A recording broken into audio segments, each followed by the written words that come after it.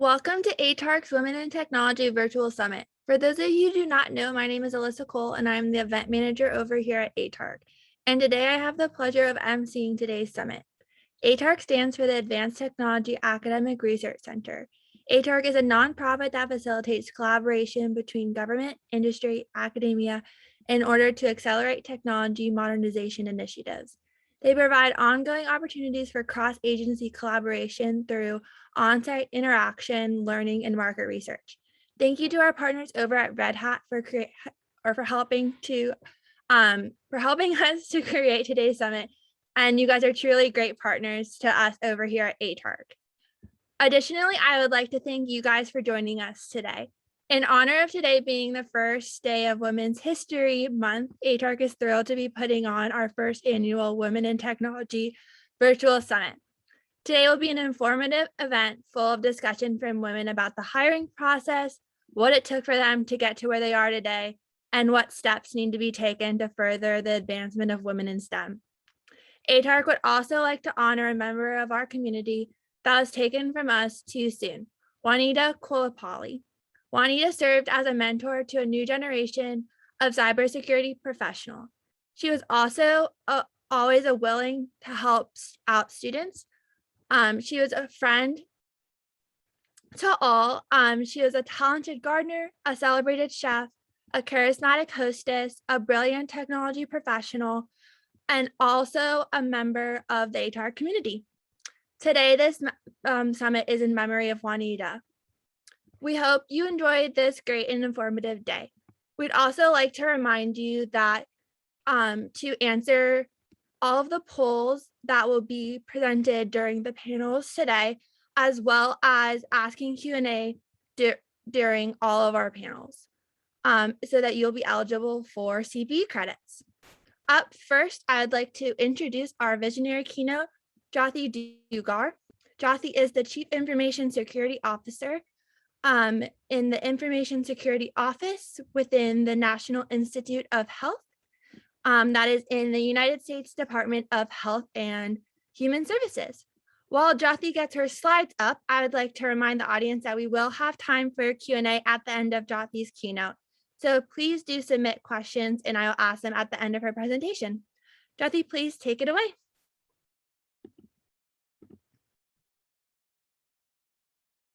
Good morning, everyone. I am so grateful and blessed to be here today. I'm really excited for International Women's Day coming up. So congratulations to all of you women out there. Now, I do want to make this a experiential keynote, and you'll see what I mean later on. So prepare, just relax, and I hope all of you are able to get at least one little nugget or tidbit out of this keynote. I don't really like to talk at you, I like to talk with you. So I hope you're able to really engage in the presentation today and also the we'll have. So, I don't want to take too much time introducing myself, but I'm Jyoti Dugar. I am a CISO, Chief Information Security Officer at the NIH Center for IT, also a international bestselling author and author of 3 books, a dance director, and a wellness/life coach. All right, let's see if we can move to the next slide. There we go. All right, so that women can have it all. I thought it was a myth until I was able to actually differentiate between having it all and actually doing it all, and let alone being perfect at it all.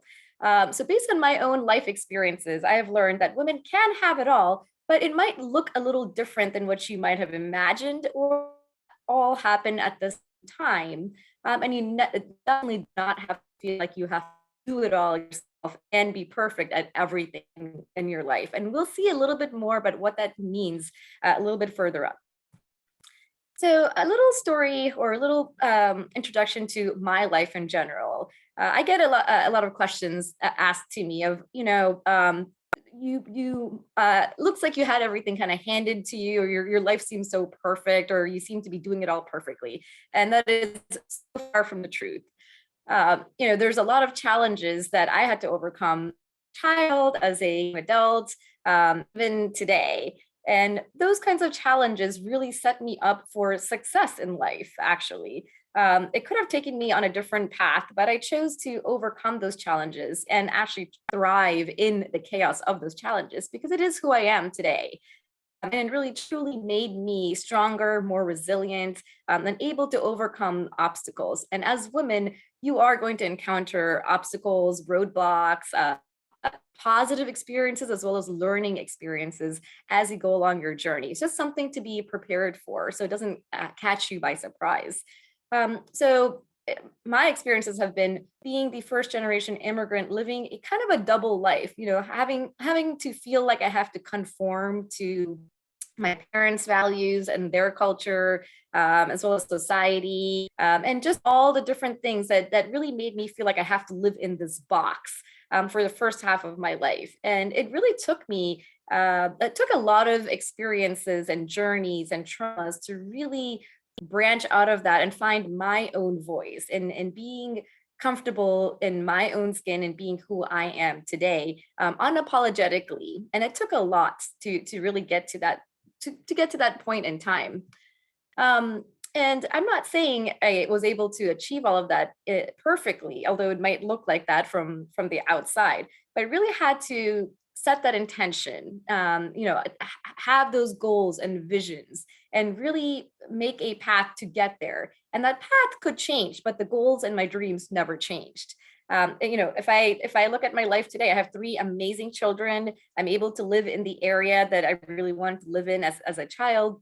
And I was also able to heal myself naturally through many life and death situations and health challenges. And I was also able to achieve the career goals that I wanted by a certain time period. Of course, the path not what I imagined, but the goals and dreams never changed for me. And did I do it all? No, but I do feel like I have it all. And I really had to get over the necessity or need for me to be perfect at it all. So what was my journey into technology field? I started in cybersecurity. I started in technology, ever since I was in high school, actually. I worked for the military through summer jobs, and which continued through college as well. But then I really got into cybersecurity back in 2005 when it really wasn't called cyber. It was just kind of other duties as assigned. And it's really blossomed into this amazing field that's full of opportunities and just excitement and growth. And how did I get there? Well, one was finding a mentor and some at a higher level or further ahead in their path than I was, who saw the potential in me even when I didn't see the potential in myself. And as women, that's something that I valued, and I then wanted to give back to behind me, because sometimes it takes a lot for you to see the potential in yourself. You need someone on the outside to bring that to you and help you maximize your own. I also started exploring the cyber field and technology fields for just to understand how broad and wide it is, and seeing how my own skills, experiences, and knowledge, as well as just me, who I am today, holistically, can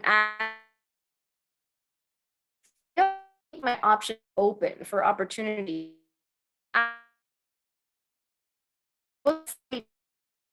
Opportunities as well, because sometimes if you're not able to find a paid position, you could still gain experience in other ways, shadow work or training different within your own organization, or reaching out to other organizations and looking for unpaid opportunities as well. And what I learned was that there is a common myth in the technology and cyber. You have to be very technical in order to succeed. And sometimes as women, or especially as younger women and girls from a younger age, being very technical sounds a little scary, or just, not very fun. And I've soon realized that yes, you do have to have some level of technical expertise or skill set. the minimum that you need to succeed as a technology leader. What really mattered was the soft skills, your emotional intelligence, your ability to collaborate, think outside of the box, strategize, think of your vision, and really look at the holistic picture. So as women, we tend to bring a lot of those skills already pre-wired within us. And there's such a shortage of females and women in the technology field, which is truly a shame. And honestly, it has not, yes, it is better today than it was about 20 years ago, but we still need to move that needle. And I'll go over some of my of how we can do that a little bit. And my path to become a information security officer was vision it. I had to really create those dreams and that vision of where do I want to be in the next 5 years, 10 years, 20 years, and really believe in my goals and dreams, no matter what anyone else said or what they thought or what their opinions were. And then I just had to let it happen. It might not happen the way that you anticipate or expect it to happen, but once you put your dreams and visions out there, it will happen as long as you allow that to happen and you take steps towards it as well. Action is needed. And start applying for opportunities beyond what I perceived what my limitations were. And we'll go over a little bit about this, the imposter syndrome, and how women tend to not apply for positions where they feel like they don't meet 100% of the expectations. And I had to kind of get myself out of that mode and really just start applying for positions where I feel like I can add value to those positions, even if I don't meet some of the criteria. I also had to ask for what I wanted in the position I'm in. Sometimes, your work may not be noticed, especially if you're in the technology or cyber field. It's kind of a given that you just do your job and things will work out perfectly. Or if your organization does not get hacked or compromised, then you're doing your job well. And you might not get that appreciation or sense of validation your superiors, your leadership, or others, because it's kind of a job that you do in the background. And I learned throughout the years to be comfortable in asking for what I wanted. If I felt like I deserved a raise or a promotion, as long as I know I did the work in the background, I'm able to prove that and show the metrics and the background documentation. I felt free enough to speak to my leadership about that. And I also started becoming comfortable in my own skin, bringing my whole self to work unapologetically. In the beginning, I felt that masculine mask because cyber and technology, even till today, is a male-dominated field. And I feel like, I had to compete against other males or put on that masculine mask. And little by little, learn to let go of that and really become comfortable bringing my femininity to work, bringing that vulnerability, bringing my whole self, everything that I field, as well as everything else I do in the workplace. Feeling like I have to apologize for being who I am. And I also learned that communicating and collaborating effectively with everyone was key to my success. Managing up and down and all around was truly the key. Not having to feel like we were like the no-sayers group. That's what cybersecurity professionals are often called. I changed the mindset and culture within my organization. And how do I do that? It's not by the do as I say, not as I do mentality. It's not just do as I say because I said so mentality either. It was really through collaborating, communicating, building those relationships across the board, up, down, and all around. And understanding how to lead from within. I had to be comfortable in my own ability to lead my own life first before I can be a leader for others. So what role does diversity play in technology? Let's first start by looking at and understanding what does diversity even mean? It's not just gender or race. It encompasses a slew of different aspects, your languages, your ethnicity, your culture, religion, skill set, your physical abilities, your cognitive abilities. Um, all of these play a huge factor. And we really have to take a holistic approach when we look at diversity in any field, but especially in technology. What is the value of diversity? It's okay to think differently or be different. We do not have to be apologetic for just being who we are, and our best selves. I'm not saying that you have to be rude or abrasive, but it's okay to think differently. So you don't have to go with what everyone is saying. And as women, sometimes we tend to hold back on what we truly feel and expressing our emotions, especially in the workplace setting. But if you look at what the value, the high value, and the dividends that diversity brings, especially in technology, it's immense. Some of these are listed here. It increases creativity in your workforce. It really enhances decision-making skills when you have a variety of different viewpoints that you really have to look at from a holistic and integrative viewpoint.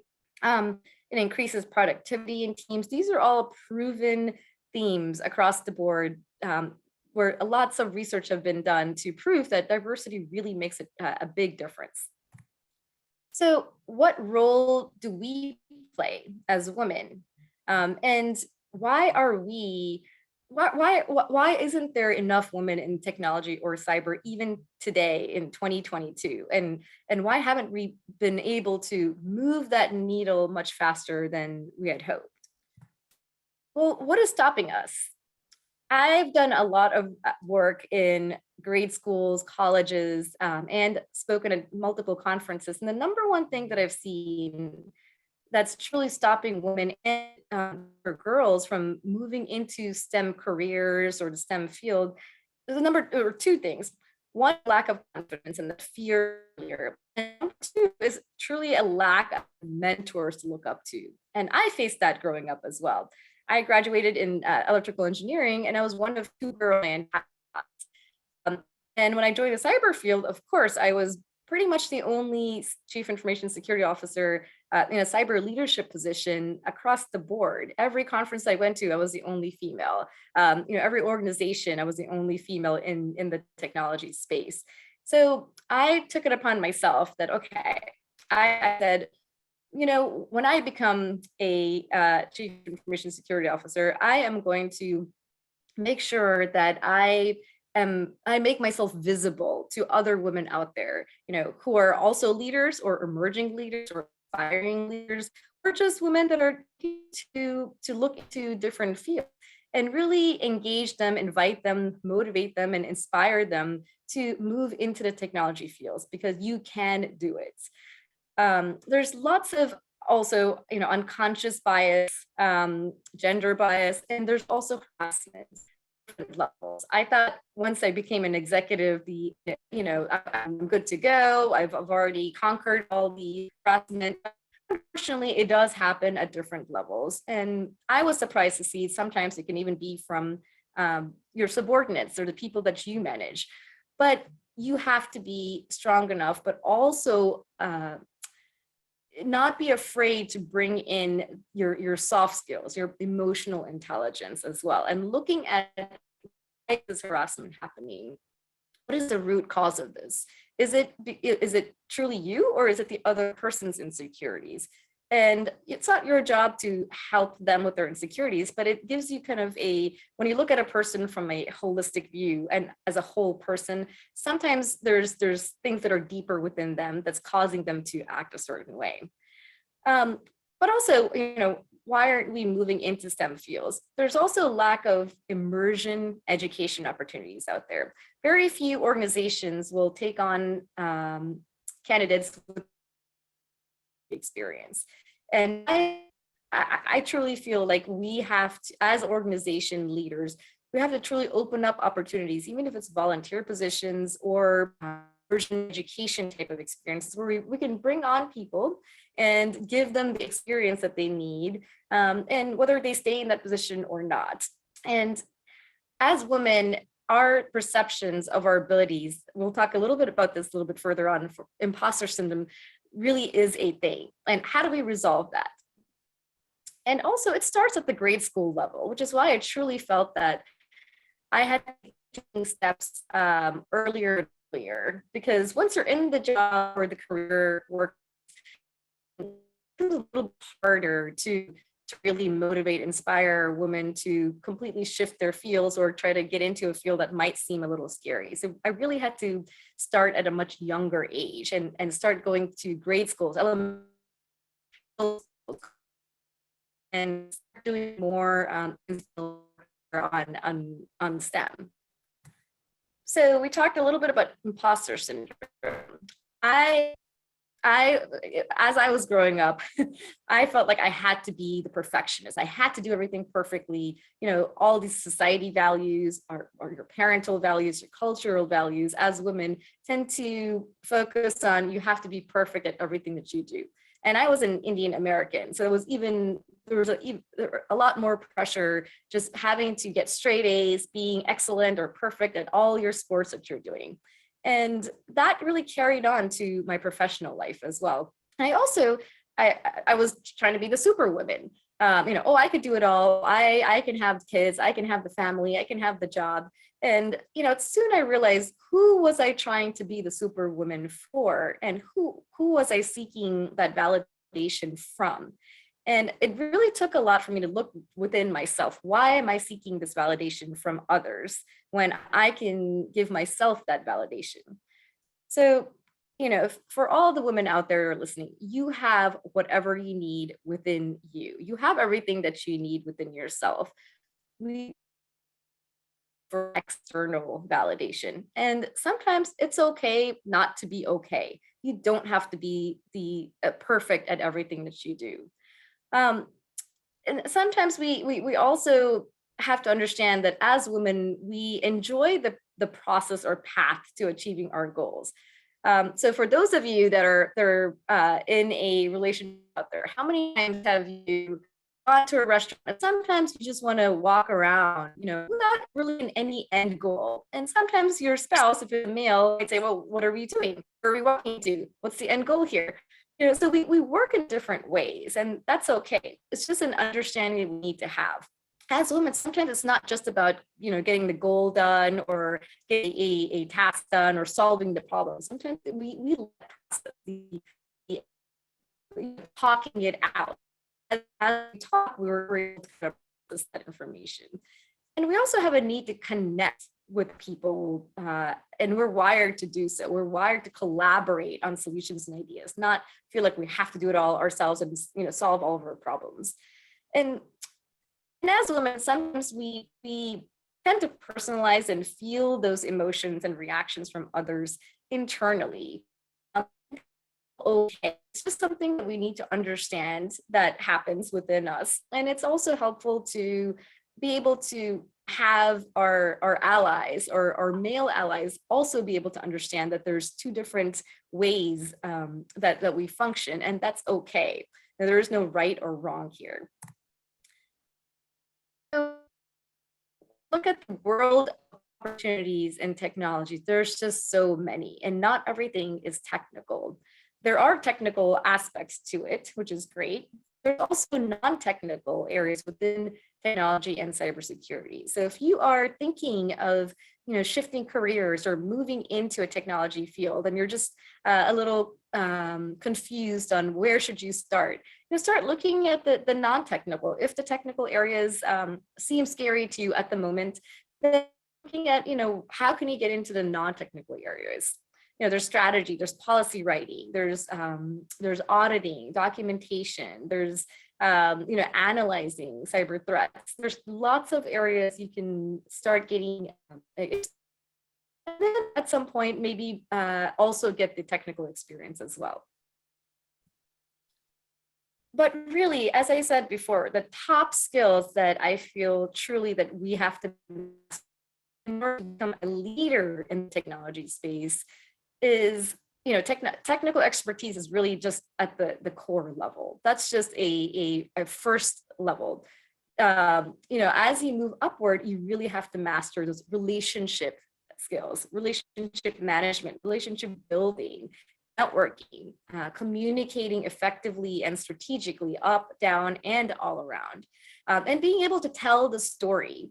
I've gotten a lot of success in being able to tell the story in the language that for the person that you're speaking to.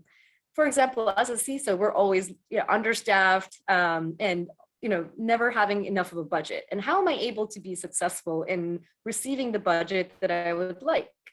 It's by being able to tell the story effectively and having behind what I'm saying to the right people in the language that they understand. So if I'm talking to a CFO, it's going to be a different type of conversation than if I'm talking to a CTO or to a clinician or researcher.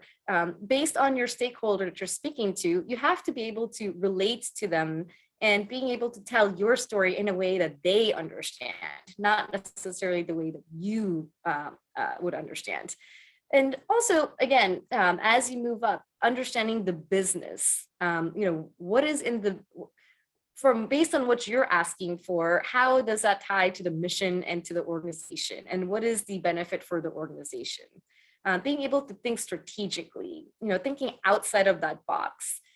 Sometimes when you don't have that diversity, you often teams often tend to think an exact certain way at all times, and you're not able to reach innovative or creative decisions or solutions.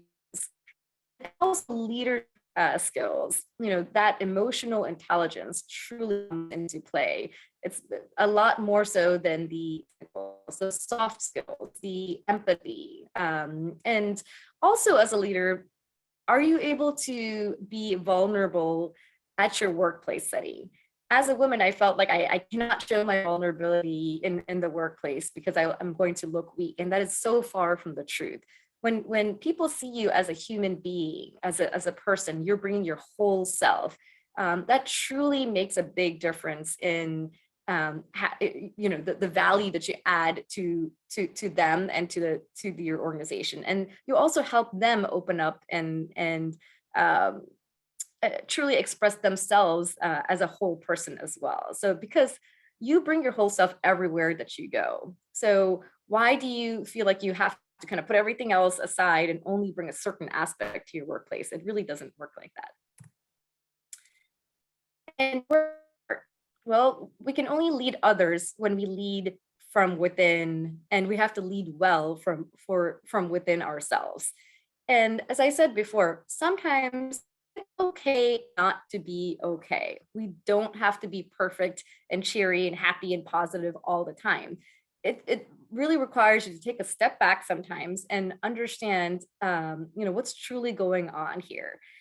And there's all these aspects within you, right? Do you have a sense of community? Do you have those opportunities to give back or do volunteer work or feel like you're part of a larger whole? Are you taking care of your physical being?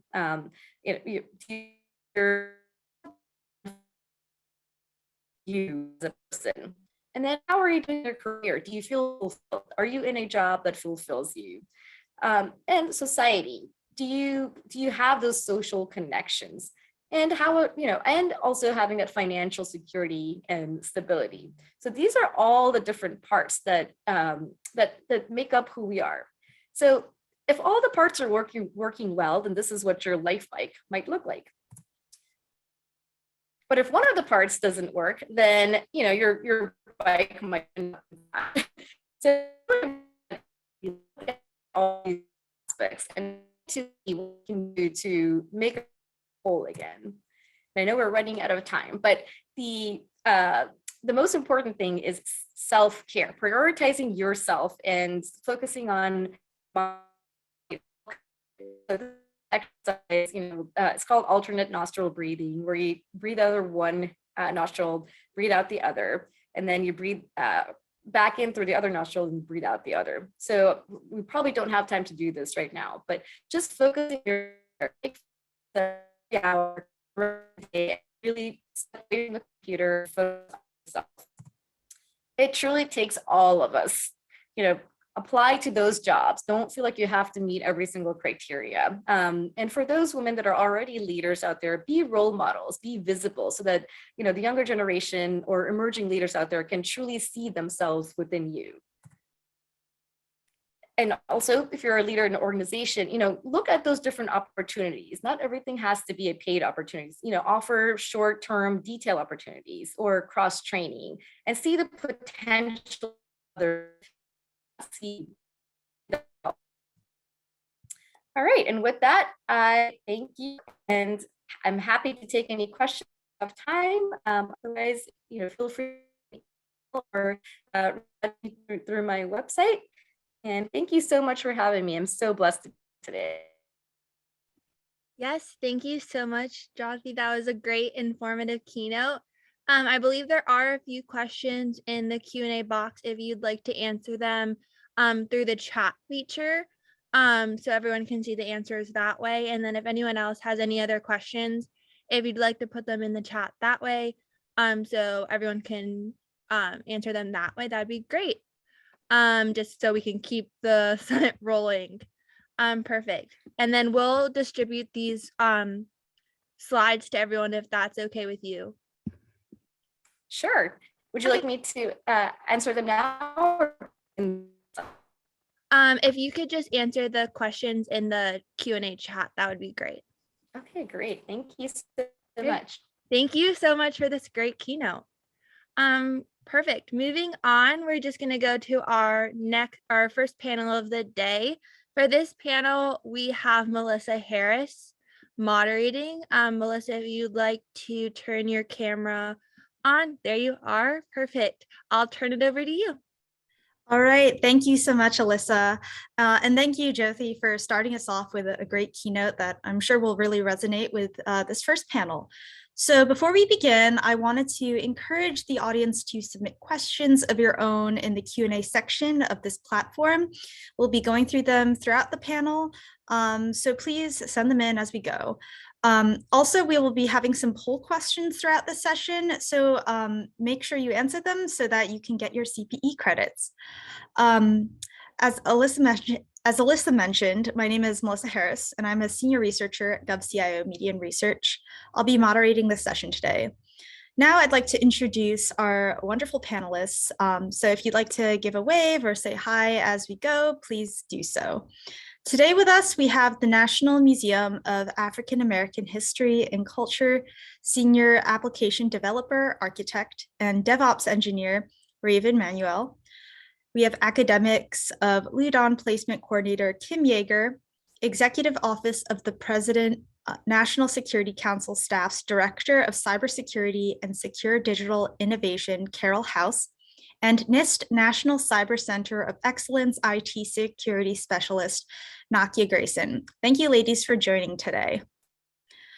So first, since this panel is about the journey to entering a career in STEM as women, and since all of you also have wonderful different backgrounds in development, security, and other expertise in STEM, can you explain what led you to choose STEM as your field of practice and what you do with that now in your positions?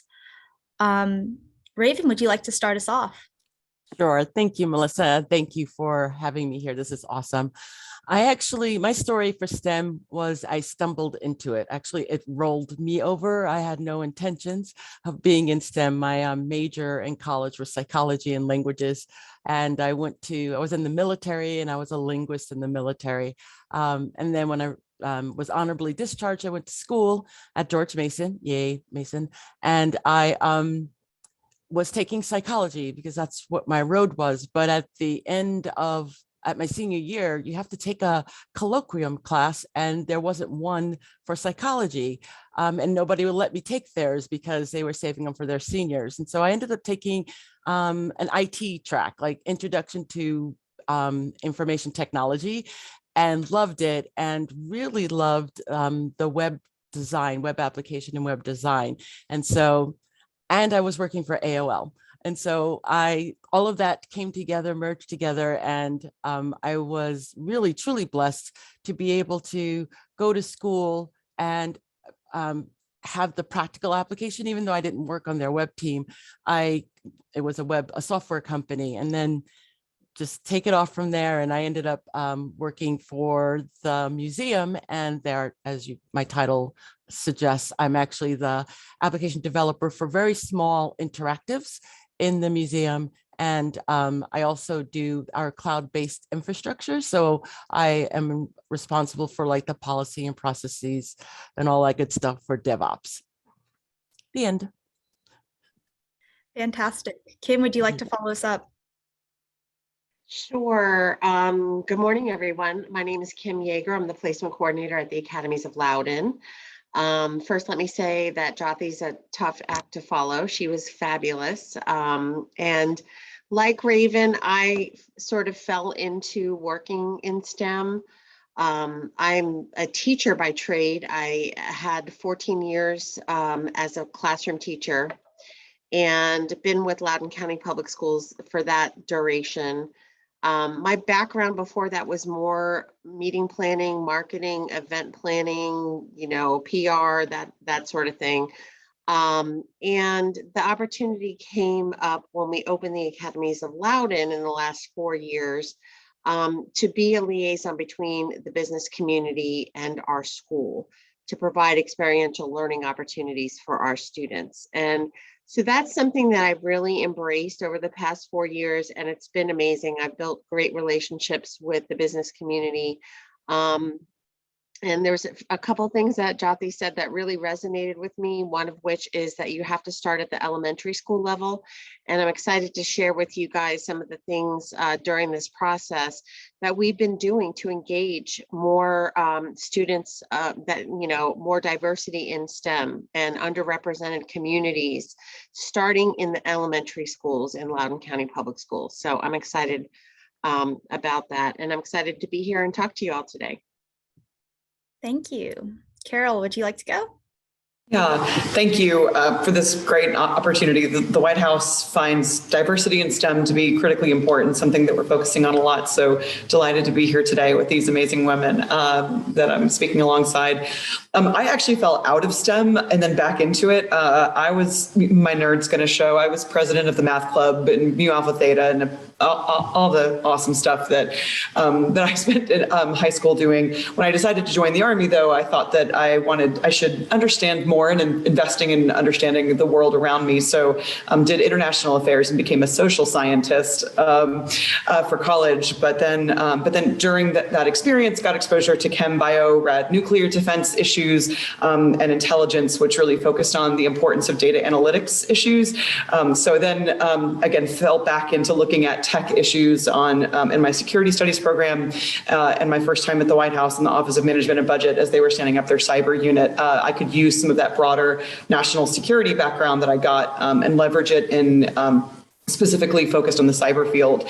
So I think I fell into it because so many people are falling into STEM these days, right? Like in the digital age, in a world and landscape of lots of transformative innovations that are changing the nature of our lives, whether it's finance or healthcare or social interactions. I think that there's a lot of opportunities for STEM. So not surprised that I'm back here, and it's critically important to shape a future digital economy and ensure responsible behavior in cyberspace.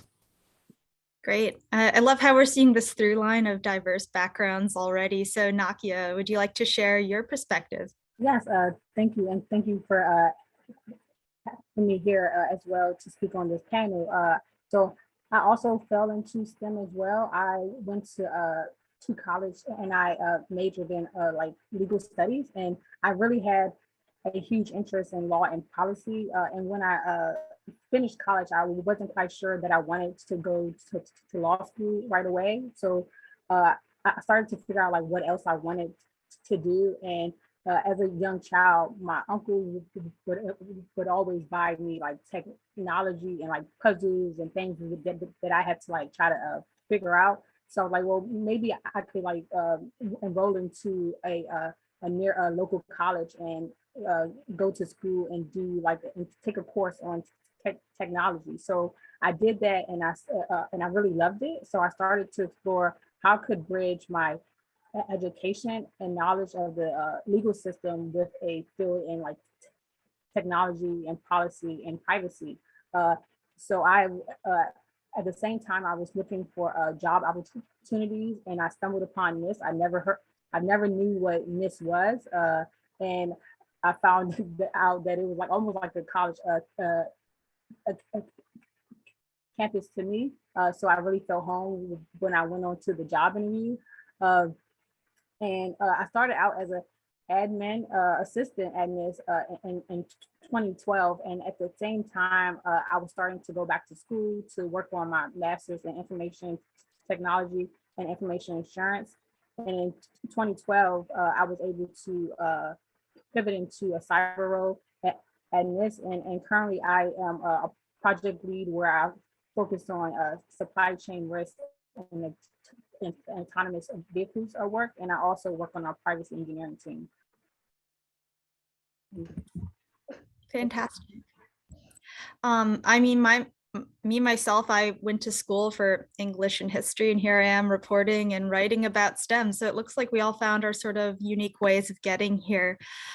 So speaking of those journeys, I'm sure there were challenges entering the field, trying to find out how you could take those skills that you originally had or thought you were going to take into your lives and apply into STEM. So can you each describe some of those obstacles you encountered in entering an overall challenging and often male-dominated field like science and technology, and how you've worked to overcome those obstacles? Who'd like to get us started? I'll start again. Why not? Sure.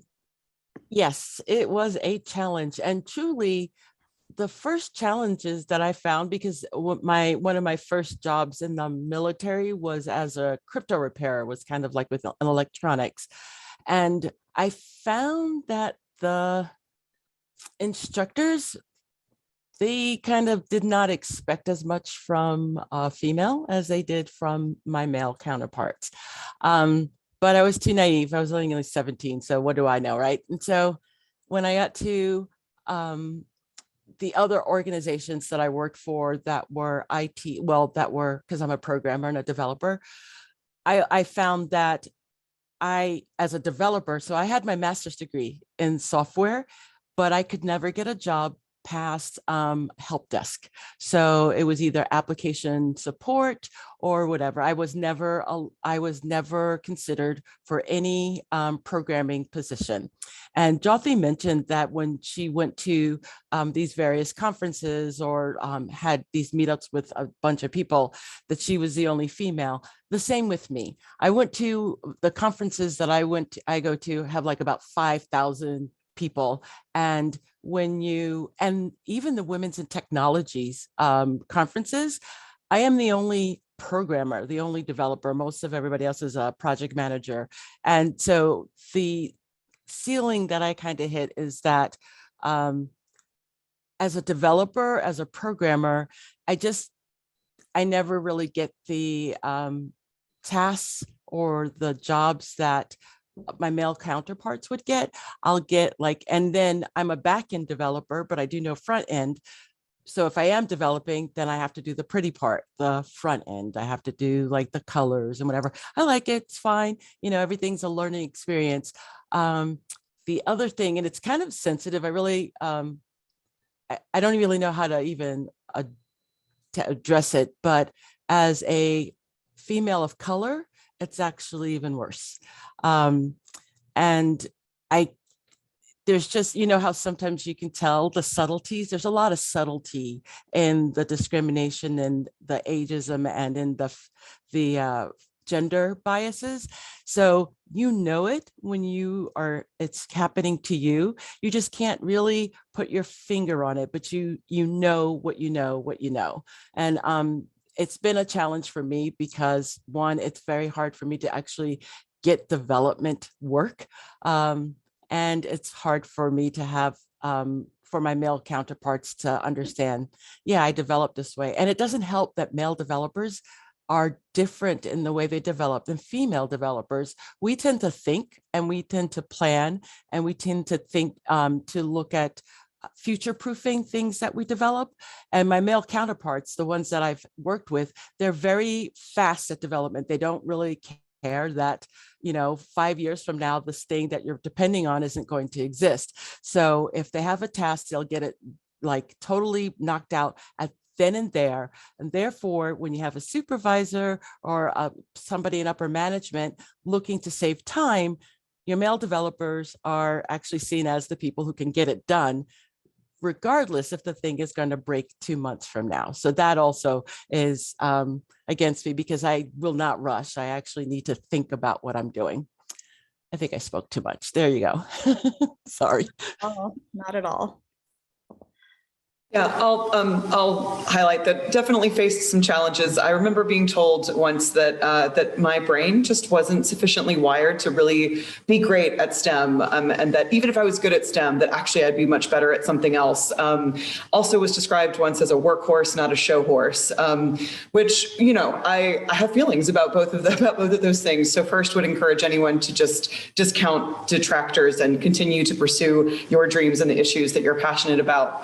The things that I found most successful in my strategic approach was trying to get deeper on technical issues as much as possible, like actually learning Python and building machine learning algorithms and areas where I know that I've been in the tech policy space, not a developer the way that Raven has, but getting some of those technical chops has been incredibly beneficial and useful, but also developing my understanding horizontally, not just vertically deep into one issue set. It's not an accident that I've developed an understanding of digital identity and supply chain issues and cryptocurrency issues and cybercrime. All these things sort of interface in a really interesting way and open up opportunities for me to provide strategic insights that lots of others may not have seen or sort of discounted, at least in the STEM policy space.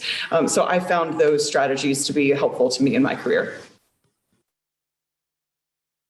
Yeah, it's sort of sad that sometimes we have to prove ourselves just to reach the same baseline as other people by building that vertical and horizontal expertise, which is a huge barrier. Kim or Nakia, would you like to add? I was just going to say my experience has been overall positive, but I would say that there have definitely been times, there are things that women are just naturally, I think, better at than men. But I also feel like just because there are those things doesn't mean we need to be shoved into those roles. And that's something that I experienced at a very young age. When I was in high school, my dream was to become a pilot, and my guidance counselor was like, no, that's not the way you should go. You should become a writer.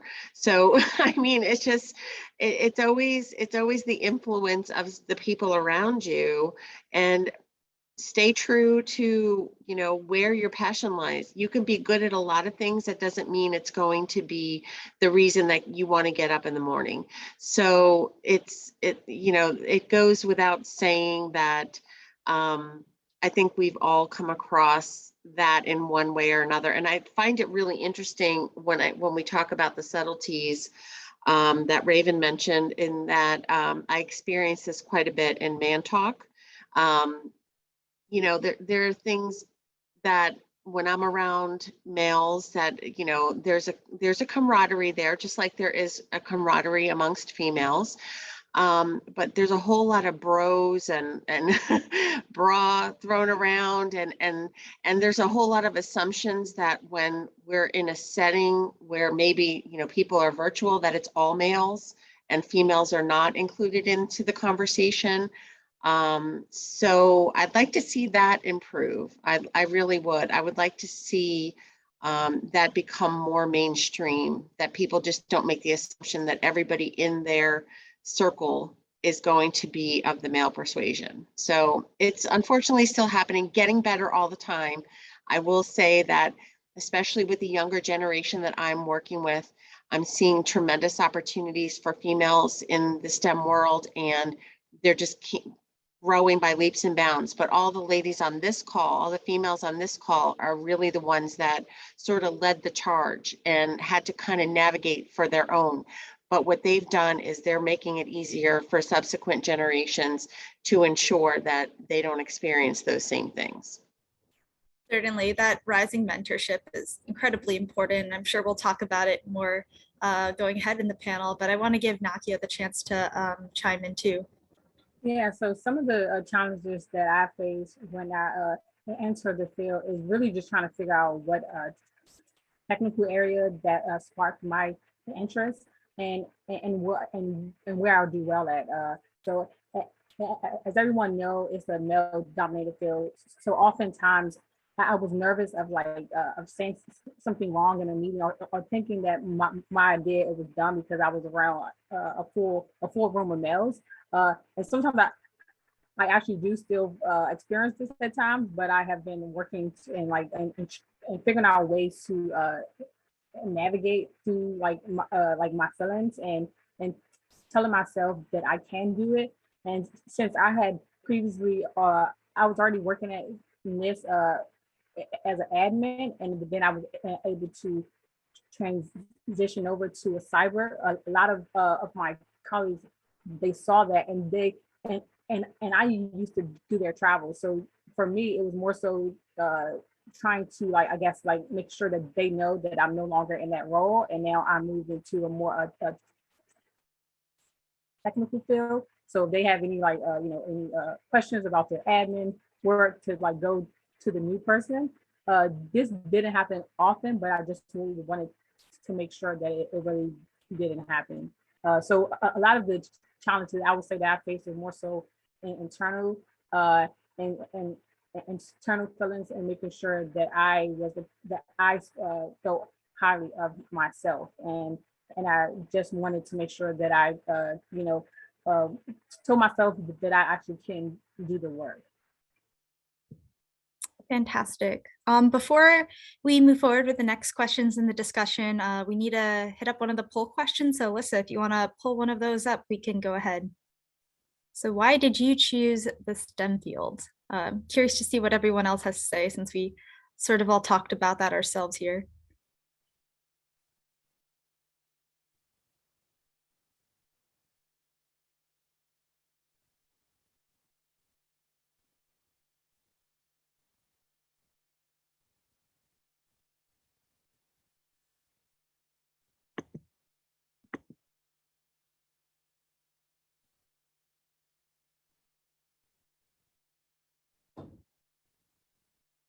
Looks like lots of us just found our way here.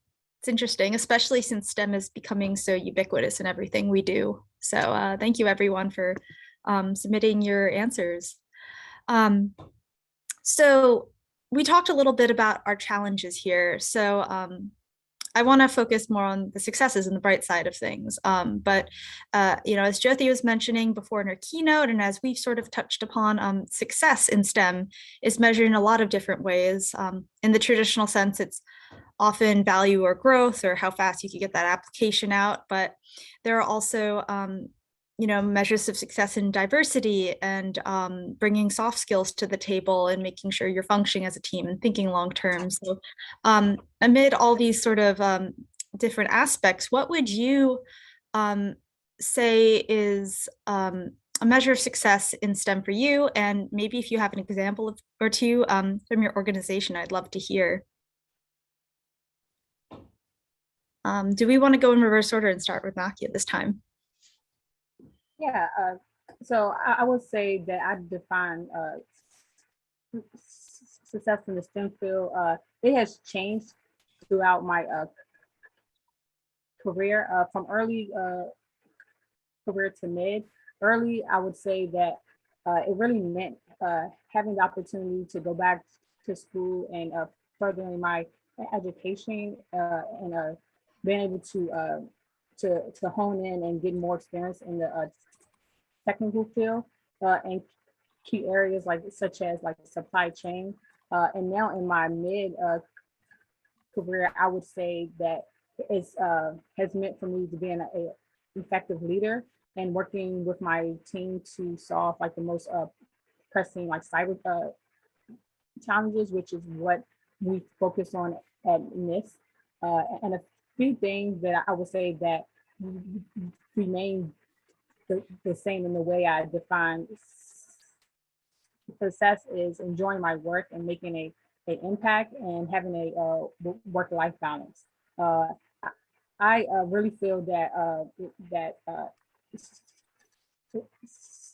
the success requires alignment between those elements that I previously spoke about, which is really having like being passionate about work, and then also having a work-life balance.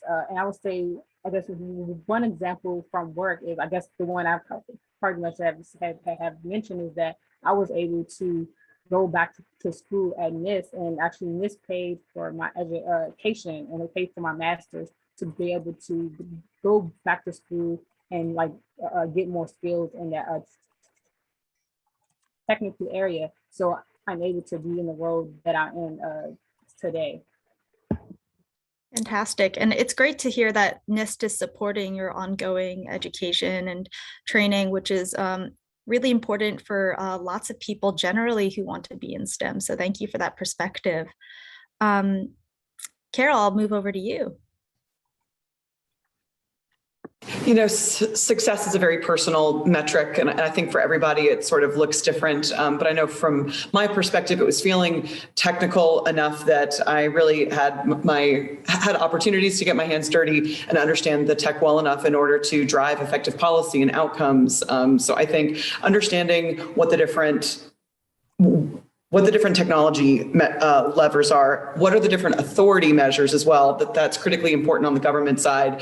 So getting some technical understanding of US code instead of just, normal code, so I think being able to combine those two things together for me was where I found success, and making sure that then I could drive some of the strategic levers and planning for the US government that I wanted. But again, that looks different for different folks. I've got two sisters who are software engineers and systems engineers, sorry. So I know that it looks very different for every kind of person. My sister prefers being closest to the product and the end user, and I prefer being at the strategic level of figuring out how can we stoke, a stronger and more diverse and inclusive workforce in STEM and other bigger planning issues. So it looks different for everyone, but figure out what is the thing that drives you the most, and then what are some of the key areas where you can develop your understanding and build collaborative relationships as well. I know a lot of people view that collaboration is a weakness at times and would prefer to jealously guard certain things and areas. I found that, and I've seen it especially for people that are often disadvantaged in conversations, and it's a very real issue, and I don't begrudge anyone their approach. I found more success in being more collaborative with other people. Ultimately, in the long term, people will remember you for that, and you'll be seen as a strategic leader. So anyway, that's my view of success, at least. Thank you. And how about Kim? I would say that in my particular role, my measure of success is every time a student comes to me and said that they've made a connection in terms of I've gotten an internship with a particular organization. I learned a new programming language. I've been hired. I've gotten this scholarship for women in engineering. So I really live a lot of my career successes based on the successes of my students. I do feel like a lot of the things that I do in this particular role are a culmination of the things that I've learned along the way throughout my lengthy career. And I sort of feel like it's all come full circle. And my biggest challenge every day is trying to align academia and the workforce, because they're not exactly where they should be. And that's what I fight for every day, is to try to see where we can, where those disparities are, and try to make that better, so that moving forward, our kids are better prepared for the workforce. And I see those successes when they come to me and say, I did so and so. Yeah, thank you for that. And Raven, would you like to add? Sure. For personal success, I feel that just having the opportunities that I've had to be able to move forward, even though that there were challenges. I work for I have the best job ever. I don't really care if anybody says they do. I do have the best job ever. I have a really great management team and leadership team that is very supportive. And I think it was, I'm not sure who was actually saying it, about collaboration. that is key. And my organization, the Smithsonian, our new secretary, that is his thing, is for us to collaborate. And so I collaborate with other units, with other agencies, public sector, private sector. It's awesome for myself. But because of my success, I am just like Kim, I actually teach, but I teach professional development and I teach what I do. And it gives me great joy when somebody has said that they've been able to change their career. Or when I was teaching at community college level, the small things where I taught people who were like, they had to take my class. It was like one of those, why are you here? Because I have to be here. But when they said to me, you taught me binary and now I know how to do binary, or you taught me binary and colors and whatever. And to get people excited. And when they ask me, especially when females ask me, what's my next step after this course? Where do I go? How do I become you? Like, and so to be asked that and to be able to have like small mentor moments, to be able to share like the things to watch out for and the things to push through, and to never let anybody define you by anything. You define your own self. Definitely. And just hearing from all of you, it really reminds me of how sometimes collaboration and mentorship really go hand in hand. Mentors collaborate with those they're helping and try to usher them toward a future that's right for them. So thank you for all of that insight. Before I move to the next question, I wanted to pull up another poll question, as I think we have 2 more left and we're, chugging along through this session. So if, Alyssa, you want to pull that up? So what average percentage of women would you say are in your line of work? This will be interesting to hear about.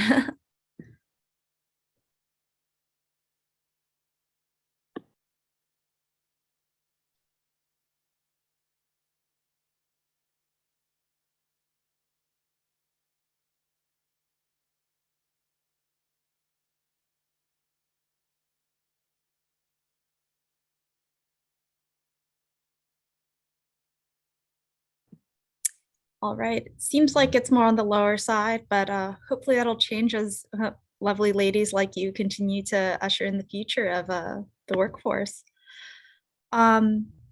So obviously one of the key topics of this conversation is the importance of women in STEM. So we've talked about the critical roles of technology with diversity and being able to develop in new ways, collaboration and mentorship for uplifting an organization. But what other benefits do you see to women overall, and perhaps organizations that focus in areas like IT and STEM? Kim, do you want to kick things off? That's an interesting one. I would say that it's the future of our workforce. Everything that we do on a day-to-day basis will involve someday some element of STEM. We have it in vehicles. We have it right now. We have a masonry program where our students are learning to program robots to lay brick. So it's just absolutely impervious to every area. And I think overall, I think that there are certain elements, as I mentioned before, that women have the ability to critically think, to multitask in different ways than men do. And I think they both build on each other's strengths. Men can be more linear in their thinking, whereas women think from many different angles. So I think the partnership there can, if it's leveraged properly, I think the partnership can be very beneficial to organizations. That's a great point. Raven, would you like to add? Or Nakia, either one. That's it. I think that one of the things that's happening is like there's a question or something in the chat about can a man who believes in disparity between women and men in STEM, in the STEM fields, join you guys and help? I believe that attitude right there is actually one of the things that is changing, that there are leaders, men who are leaders, who are recognizing that they need to also support and uplift women, and to be able to give women an opportunity, not just because we're women, right? There was an issue with affirmative action when that was taken, right? And that was actually a double-edged sword. And so the balance is to not only be proficient, like we have the women on this panel who have learned their field, the breadth of their field, to dabble in things, to find out who they are, and to become good at what they do. And then to have the male counterpart who has actually been able to not have as many challenges, to recognize there are challenges for women, right? Let's just say that, let's acknowledge it, and then now help. So if they're in a position to help, then do that. I had a mentor. I actually always looked for senior mentors, and most of my mentors have always been females, because I've always wanted to know how they have achieved what they have achieved. And then I decided, you know what? I wasn't being inclusive, and I wasn't being diverse, and only choosing women. And so I chose the director that was our interim director for the museum as a mentor, because I wanted to understand, he was an African-American male, and he's now the head of a director of a museum, which is almost like God. And I wanted to know how his journey was, right? As an African-American male, what did he face? Like, what kind of challenges did he have to go through? Because he is actually a curator by trade. And so it was a very eye-opening conversations that I've had with him. So I think as a woman, one of the other things is to understand why there is a difference, right? What is it that not just because of your gender, but what is it that you know, or how that you speak, or your opportunities that make it that I don't have that opportunities, so that I can make those opportunities. And so I just think that being able to be supported by men in power, in areas that have power or leadership, are actually something that's changing, and that has helped me and other women. Great, and thank you for also taking the Q&A answer there too. So that's great.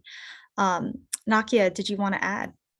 Yeah, sure. So I would say, I guess for me, the importance for women entering the STEM field, I think you bring in more women into the STEM field, not only improves the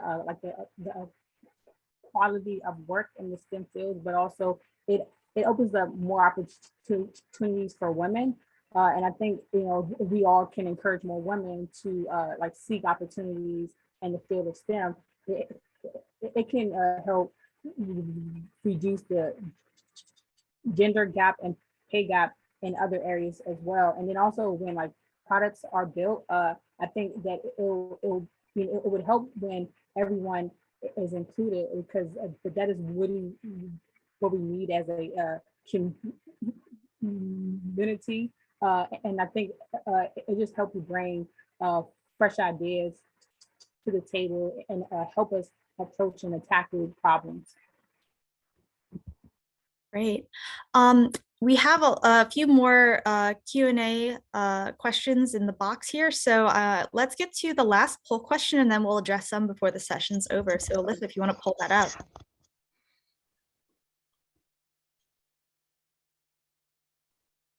In your opinion, how important is it that women enter the STEM field? Don't disappoint us, audience.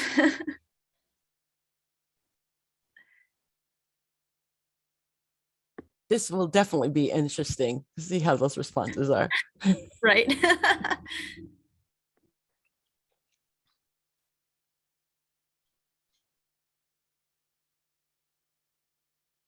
All right, I'm glad that no one answered the last two, so everyone's getting a takeaway from today. All right, so I want to get to one of the questions here about how you can make your voice be better heard. We're talking about how we need more mentors, we need to get support from male leadership especially, but how do you get to that point? Sometimes it's hard to get those critical communications and soft skills to describe ideas, and how can you get that significant support? I'd love to hear your ideas on this, ladies. It's okay, I can jump in. I would say there's a few ways that I think that can help with getting that support. Sometimes I would say that you don't always need it to have it internally. From at your company, it can be outside as well, because oftentimes I've also got like support from other people. And I even like went on LinkedIn. If I had like attended an event as of like this, I would contact that person and have a conversation. And I have met a lot of mentors through like LinkedIn, and it was pretty like a year long maybe that I was under like their wing, and they were giving me advice. And then as far as like internal, if it's someone that like maybe have like a similar background than me, sometimes I will contact them and just like get a better understanding of like how do they navigate and was able to move up. And then another way is like speaking in attending events like this, and then giving back. I volunteer for a cyber group, and oftentimes we have events where we're helping girls and women and trying to help them and educate them on ways that they can enter into the STEM field. And we do hands-on trainings. So those are some things that I will say.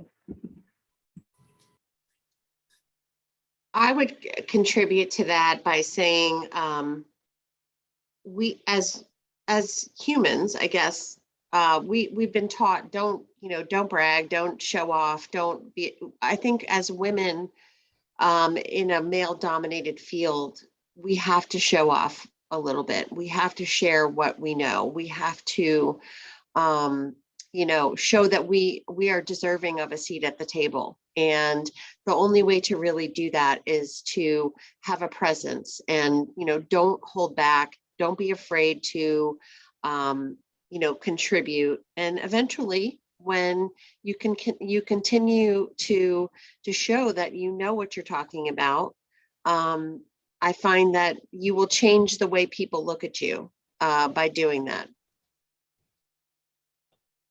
One of the things that I found that was helpful for me, and I was blessed because my management and my leadership, they do support me as far as going to conferences. I really do miss going in person to conferences, because networking via Zoom is not the thing, right? Like right now, we have all these people that are in the audience, and we're here and we're speaking.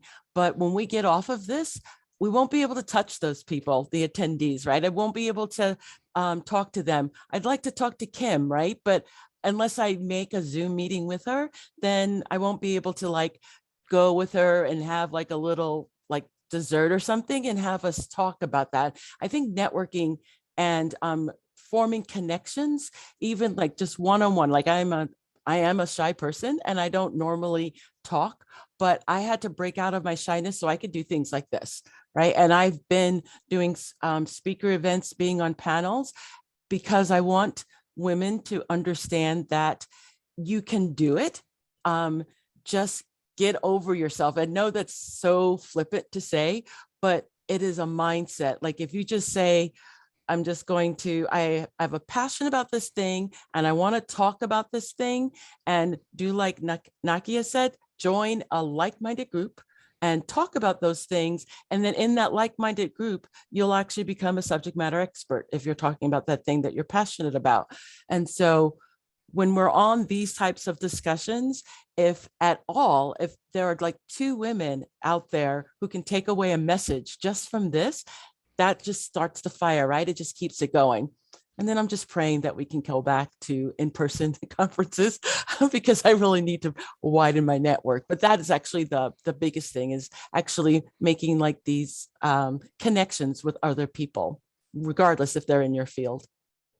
Yeah, all great answers, ladies. I think that the conversation about remote work is actually another great one that we actually got a question about, but we're running out of time. If you'd like to answer in the chat, I'd love to see what you guys write. But otherwise, thank you so much for this wonderful conversation. You're all so inspiring, and I'll pass the program back over to Alyssa. Great. Thank you guys so much. Like Melissa said, that was a really great panel. I learned a lot. And thank you guys so much. Up next, we'll be hearing from another really great informative panel. I was sat in on that prep call and I'm super excited for this panel as well. For this panel, we're going to have Nakia Johnson from GovLoop moderate it. So Nicole, I will turn it over to you. Thank you so much, Alyssa, and I'll invite our esteemed panelists to go ahead and turn their cameras on as well. If it hasn't already been said, I want to say happy first day of Women's History Month. I was so excited to look through the attendee list and see a good mix of women and all kinds of folks. So I'm very excited that everyone's here. I'm bringing you greetings from GovLoop, where I serve as the managing editor, and it's a pleasure to be your moderator today. So our focus for this discussion is how our panelists are navigating the STEM field, with a focus on how they entered the field, what challenges they overcame, and what has been key to their growth and longevity. Because it's one thing to get in, but to stay in and keep your sanity intact is another situation. I see that you all are not shy in the chat, so feel free to, I think we even got a shout out to Hannah already. So I love that you all are chatty. So please keep it up in the chat and submit your questions there. We'll get to as many as possible. We want this to be conversational. And just a reminder to make sure to answer those poll questions so you get your CPE credits. All right, now on to the main event. I'm going to shake it up a little bit and have our panelists just briefly introduce themselves, name, title, agency, or organization, and you can share either what's top of mind for you career-wise, what's top of mind at your agency, what's top of mind this morning. I had to drop my son off at daycare and rush over here. I heard the multitasking before this panel, so I'd love to do that, and we can dive right in. And I will start with you, Hannah. I think we're wearing matching colors, so I was drawn to your shirt color, but I will start with you. Thanks, Nicole. Hi, my name is Hannah Hunt. I'm the Chief Product and Innovation Officer at the Army Software Factory, headquartered at Army Futures Command. A lot of my job is overseeing all of our soldier-led application product teams that deliver capabilities to soldiers around the force.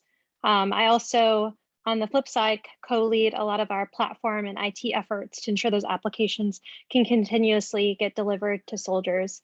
What's top of mind for me right now, at least in my organization, is that we're scaling a lot, constantly bringing in new cohorts of soldiers, constantly adding new product teams and new functionality and classification levels of services. And so I think a lot about how do we scale that in a way that doesn't overwhelm the organization, but also ensures that we're meeting a lot of the mission needs that we have within the Army. I love that, scale, but not in an overwhelming way, right? Yes, we want balance. Nicole, off to you. Oh, good morning, everyone. I'm Nicole Willis, and I'm currently the Chief Technology Officer at the Department of Health and Human Services, Office of Inspector General. So I've been with OIG for 3 years, and right before joining OIG, I was serving as the Deputy Chief Enterprise Architect for the Department of Homeland Security's IT portfolio.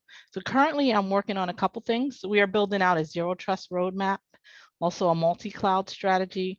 Also I'm working on portfolio management for our innovation and modernization investments for OIG. And I'm very excited and look forward to the discussion today. I was going to say, what isn't Nicole working on? Like, that covered the gamut. We got some cloud, zero trust, digital transformation in there. I love it. Rotimi, I'd love to hear from you as well. Right. Good morning, everyone. My name is Rotimi Abimbola. I am the Chief of Staff in the Office of the CIO, the Chief Information Officer at the U.S. Department of the Interior. Many of you know Interior because of the Park Service and some of our more flashy missions, but we actually have a wide and broad range of really critical missions for the nation. And the CIO's office is really into everything. And so top of mind for me is how we continue to be strategic partners with the mission.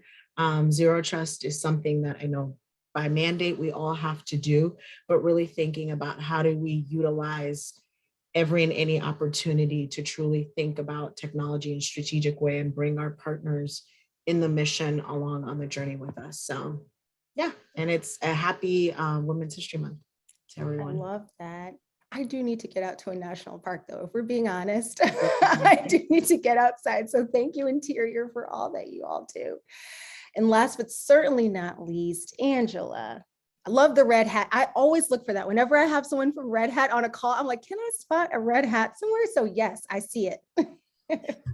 Hi, good morning. My name is Angela Andrews, and I am a solution architect at Red Hat. I'm also co-host of Red Hat's newest podcast. It's called Compiler. What I do, I'm a solution architect in the federal financial space. So my customers range from the federal financial gamut. SEC is probably one of the biggest of my customers. And top of mind for me is, I've already heard it from Nicole and Rotimi, zero trust. That's all we're talking about. That's what we're trying to get our customers serious about. Because we are a open source software company, and OpenShift is one of our biggest products, we're really in the mind of how are we fully utilizing hybrid cloud. It's not all workloads can move off-prem into the cloud, but how can we have that mix, right? How can we have that balance? Another thing in supporting my customers is just really being an ear to listen. I was on the other side of this role for many years. I worked in higher education as a systems administrator, and I always had an SA, trying to be there for me. And I really, in this role, I always change hats. I go back to that other role as a sysadmin, so I can really empathize with my customers. And I feel that makes me more effective as an SA because I've been in their shoes. I've been in their shoes longer than I've actually been an SA. So I understand those pain points. I've been there, and it really helps to make relating to people when you step into their shoes, much more easy to do. So thank you for having me. I'm pretty excited about this panel. I'm trying to contain my excitement at the moment. I'm like, man, we only have until noon. I have to pack so much goodness in here. But that is such a good segue, Angela, for how I want to kick this off. During our prep call, you said something that has just been a reoccurring theme that's been playing in my mind. You said, we belong here. And I think it's so easy, as women sometimes to either talk ourselves out of things or for other people to count us out. And especially, being a woman of color, there's intersectionality at play and all of these different factors and, what's perceived and burdens that we carry. So with that in mind, I want to dig into some of the highlights and the lowlights of our journeys in STEM, right? So I'll pose the question, coming into the STEM workforce, what stands out to you as your defining moment? I know it's so hard to trickle it all down, but both as a highlight or something that propelled you forward, as well as maybe a challenge or something that might have or could have set you back. It's okay to do either or, but if you have a story for both, I will take a good story. So I will start with you, Hannah. I'm just fascinated with what's happening in the Army and software factories, but I will certainly start with you in your STEM journey. Absolutely. I think there are always a lot of challenges being in the STEM workforce. I feel in particular, being a female government civilian in a military context is also very tough because I'm not active duty. I've never been active duty, and I'm a federal employee. I'm the only female leader in my organization, and it is really it's a challenge. I deal with a lot of imposter syndrome. I often think what I'm doing is wrong. I'm second guessing myself a lot of the time. I beat myself up immensely, and I also feel like I have to be doing 120% of my job all the time to demonstrate that I'm providing value to the organization. A lot of this is self-imposed. I understand that, but it's something that I really struggle with. That's been a challenge to just be okay with where I'm at in my organization and the work that I'm doing and making sure that what we're doing for our soldiers and our user base is providing value. And I think for me, coming into the software factory, I was employee number 3. We were a very small kind of startup. I came from a much larger software factory in the Air Force, and realizing that in order to be successful in this career field, I needed a lot of allies that were willing to take a risk and like take a chance with me to start doing a lot of the technology piece. I have a bachelor's and master's in international affairs. I am a liberal arts major. Like I love diplomacy and like all those things. And so to move into a military context and be in STEM, was a really interesting career shift for me, but also something I became really passionate about because I saw what we were able to deliver to soldiers and in the Air Force to airmen. And so having those allies that say, hey, like you're competent, I trust you, let's go build this thing together, was super valuable for me and like a real turning point in my career. Thank you so much for that, Hannah, for like the vulnerability and the transparency. I think more people need to hear that. Sometimes we were talking about LinkedIn on the last panel, you look at a name and title and think like, I can't even send them an invite because they are here in the software factory. And so thank you so much for sharing that. I really appreciate it. I saw some head nods. So Rotimi, I'll go over to you and then we'll kind of make our way around. All right. Well, yeah, thank you, Hannah, because funny enough, I'm a political science and international relations double major. So I was like, yeah, diplomacy. But it's so interesting. And I hope we can liberate some people today. I hope this is like your moment of freedom that like, don't box yourself in, don't box yourself in. You have what it takes. Technology isn't just limited to the people that mess around with algorithms and, it's not linear. It's so broad and there is a place for you. If you have an interest in creating and building solutions and solving problems, there's a place for you in technology. And I think that's why it's important to have these types of conversations because, you go online and you look at jobs, but you don't really understand like what's behind a job. When I came to Interior, I came from the public sector side and then was brought on to act in the role of chief of staff. And I was in my, I think mid-20s, mid to late 20s. And I'm saying this for a reason, like I have a smaller frame.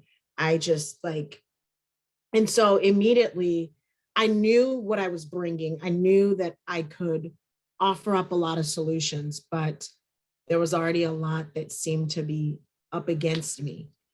What actually ended up being one of the biggest things that was up against me was the perception of the role itself, right? It didn't really have much to do with me, but I think I had already created all these barriers in my mind. And I think you really need to liberate yourself and help people see the best and the greatest side of yourself, right? And I think oftentimes you start off from like, well, I'm sort of good at this and and whenever I hear, up and coming leaders say that, I'm like, no, own your strengths, right? Own your strengths. Even if you're an intern, even if you're just coming out of college, there are like innate skills and talents that you have that can contribute greatly to the workforce.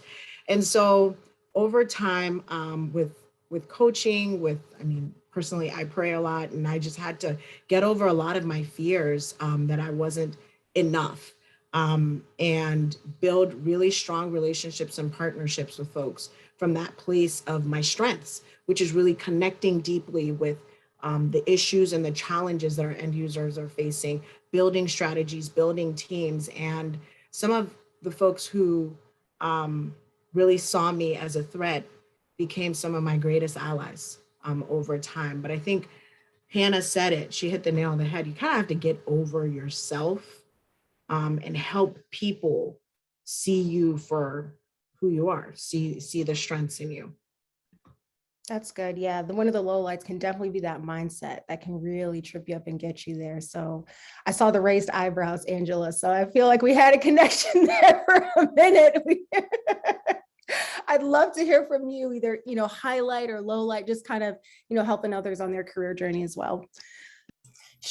Sure. So one of the highlights, there's been many lowlights. A lot of it was self-imposed. Hannah knocked on it really well when that imposter syndrome hits you and you really feel like, can I do this? Should I be doing this? Why I'm here? Like, what if they find out? Like, I don't know if that it still plagues me, but I really do a lot of positive self-talk because I didn't get here by accident, right? I'm here for a reason.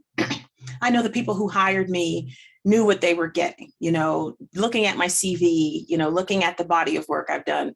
They didn't make a mistake. Sometimes I question myself, but those were some of the lowlights when you really don't believe in yourself, right? I've been there. But some of the highlights is when you start to believe.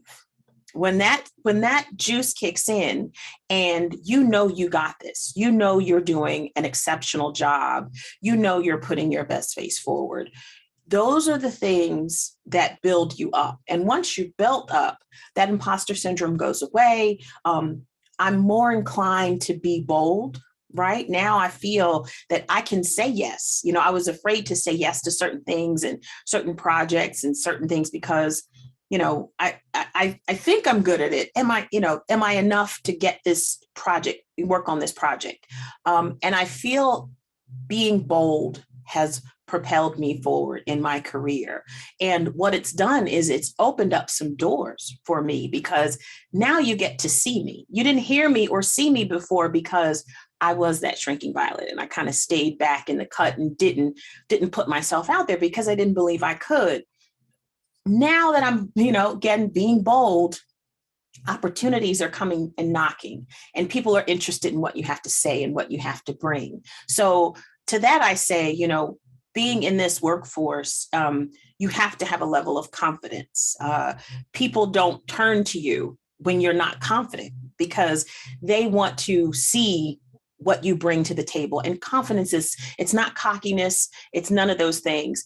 Being able to humble brag about the accomplishments that you've had is not a bad thing. And I think, once we change that mindset where it's okay to be proud of what you bring to the table, and you bring this to the table, I think that will be something that'll help propel more people and more women into STEM because they believe in themselves. They're being bold. I love that. A question I heard was asking yourself, what's on the other side of my yes?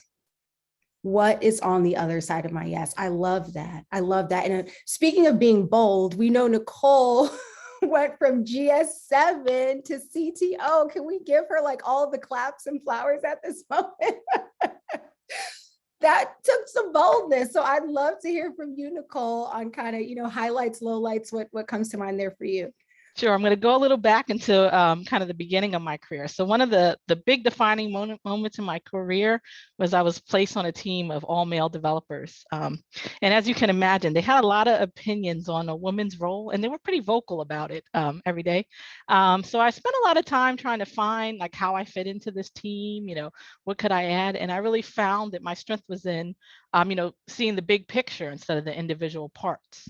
So I was able to really drive the team to build projects that really provided kind of maximum value to our organization. And, that wasn't the role. I was just assigned to be a developer. So I wasn't really designed to be a strategic thinker, but I took that opportunity really to, drive us forward. And actually, I was able to present kind of my work to management. And it actually really kind of set my career on this path of moving up the GS ranks and having this wonderful enterprise architecture and IT management career. So I say, take those opportunities, and find yourself, find how you can add value and really, use that to your advantage.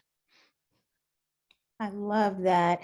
So I think we have 3 polls. So I figure, Alyssa, it might be a good time to slip one up at the moment. It should be coming up on your screen here shortly. And while you're answering that poll question, in your opinion, how important is it for women to make a place for themselves? Make a place for themselves. I know I want to emphasize that in STEM in the workplace. So while you're answering that, I want to pose a Q&A to you all, because we heard imposter syndrome come up, quite a bit. And actually, one of our attendees is like, is there an imposter syndrome support group? I mean, we've created a makeshift one today. But, it's a common thread for us. So I don't know if any of you have a group, a system, affirmations in the mirror, whatever it is you're doing. Would love to hear that. If anyone could share, I'll kind of pause and open up the floor. I'd love to take that on. What has helped me is meditating and praying, right? Taking that time to spend with yourself and be honest, only with yourself. You've walked your walk and no one else has walked it with you. I think being reflective is also a really big part of it. You can look back over your life and your career and the things that you've done, and you should be proud of those things, right? And it should be okay to encourage ourselves, look ourselves in the mirror, have those positive affirmations, be bold, believe in yourself, have that courage. And like you would give someone who wasn't feeling well or having a bad day a pep talk, you give those to yourself. I think we give more to others in those scenarios than we are willing to give to ourselves. So that same way that you're talking to a coworker that may, have been disrespected by a coworker or, got taken off a project or is having on a bad team, any of those things that you would say to that coworker to build them up and to encourage them, you should say those exact same things to yourself. You should be as kind and as open and as helpful. And I think we forget that because we always want to be supportive to someone else, our teammates, our whoever, our family, our friends. But do we give ourselves that same grace, right? So I think if we just turn that conversation, that think of us as another person. If someone was in this jam right now, how would I talk to them? And you do it to yourself, be your own cheerleader. I mean, no one can big you up like you can. So give yourself that credit and give yourself that grace. I love that. I hope everyone is giving themselves grace and all that right now. Go ahead, Nicole. I'd love to hear your thoughts. Okay, so I have a little different spin that I did because I was also, I think people mentioned this, pretty shy and wasn't comfortable speaking in meetings or in presentations. So I really wanted to work on building that confidence. So something I did that was a little different.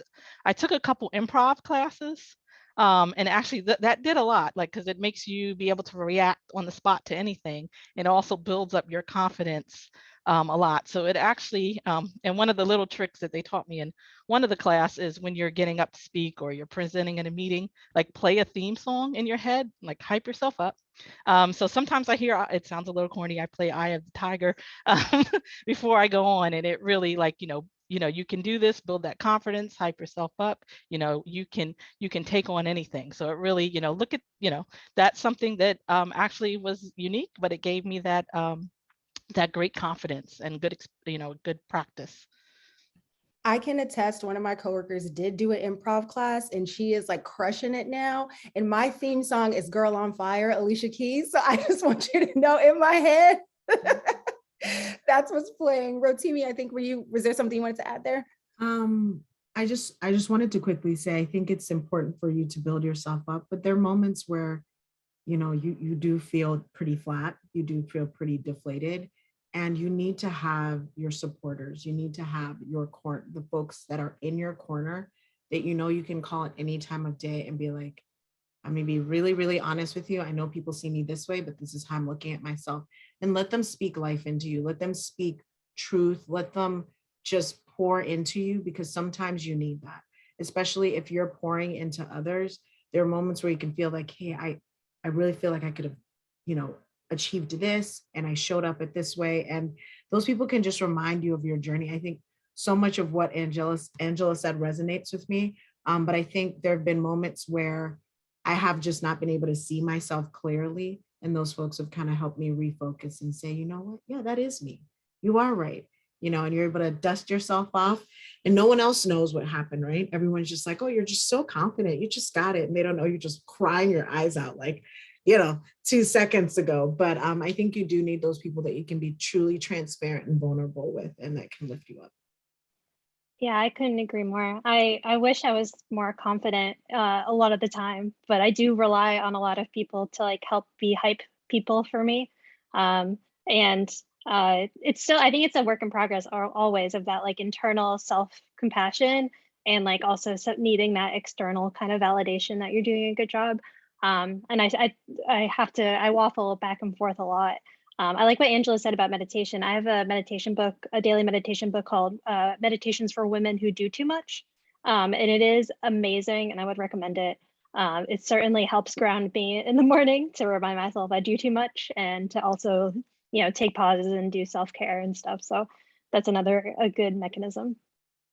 Oh, that's so good. Takes mental note as I look into that book. But I keep a kind words folder.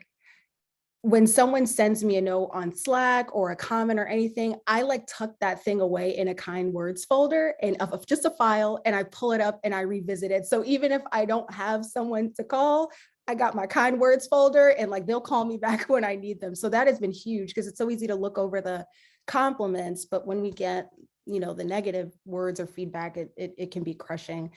So I want to go back to you, Hannah, as well. There was a conversation that came up during our prep call about using our unique point of view to advance in the workplace. And I love that you bring a non-traditional background to a role that is all based on like tradition. I mean, even in a product role, product is like new to like that title feels newish to me in government. So I would just love to hear from you how you have capitalized on this, unique value proposition, unique point of view, and turned it into something that has benefited you, benefited others, kind of how you did that. Yeah, I think that's an awesome question. Something I've been thinking about a lot recently too. Being in a very traditional military concept and organization, we have a lot of primarily male. There's only about 20% of women in the force. So you're just going to have that skew. And a lot of people that have been deployed or have been in operational environments where they haven't had the ability to be vulnerable or like be in a place where they're safe to have emotions in a sense. And so something that I really care about is vulnerability. I think someone had mentioned that previously, and being able to have that compassion towards yourself. And so what I try to do is exemplify that vulnerability. I'm obviously very transparent in like who I am as a person, and I want people to be able to do that for themselves as well. And I've noticed recently, we have a lot of men in our organization that have, for the first time, talked about struggles that they've been facing. And I haven't had the forum or place to do that because they've been in an operational environment or they've been deployed and they can't share that vulnerability. And I really want to like exemplify that and emphasize that that we can be vulnerable in a military context, that we can say that we're struggling or we're stressed out or overwhelmed, and still be able to get the job done too. It's a balance because we are an operational unit. We do deliver software. We have soldiers delivering software to going TDY and all those things, but it doesn't mean that you have to lose a lot of that human element that is super critical to building software too. I think Rotimi mentioned that about like your end users. And so I try to like, basically I try to bring a lot of vulnerability into the organization because I am myself a vulnerable person and I want other people to be able to feel vulnerable too. I love that. Is there anything else anyone else wants to add to that? I can see something that could be seen as like a weakness. You've turned that into a strength, and I absolutely love that. Scanning the floor. Was there anything anyone wants to add there?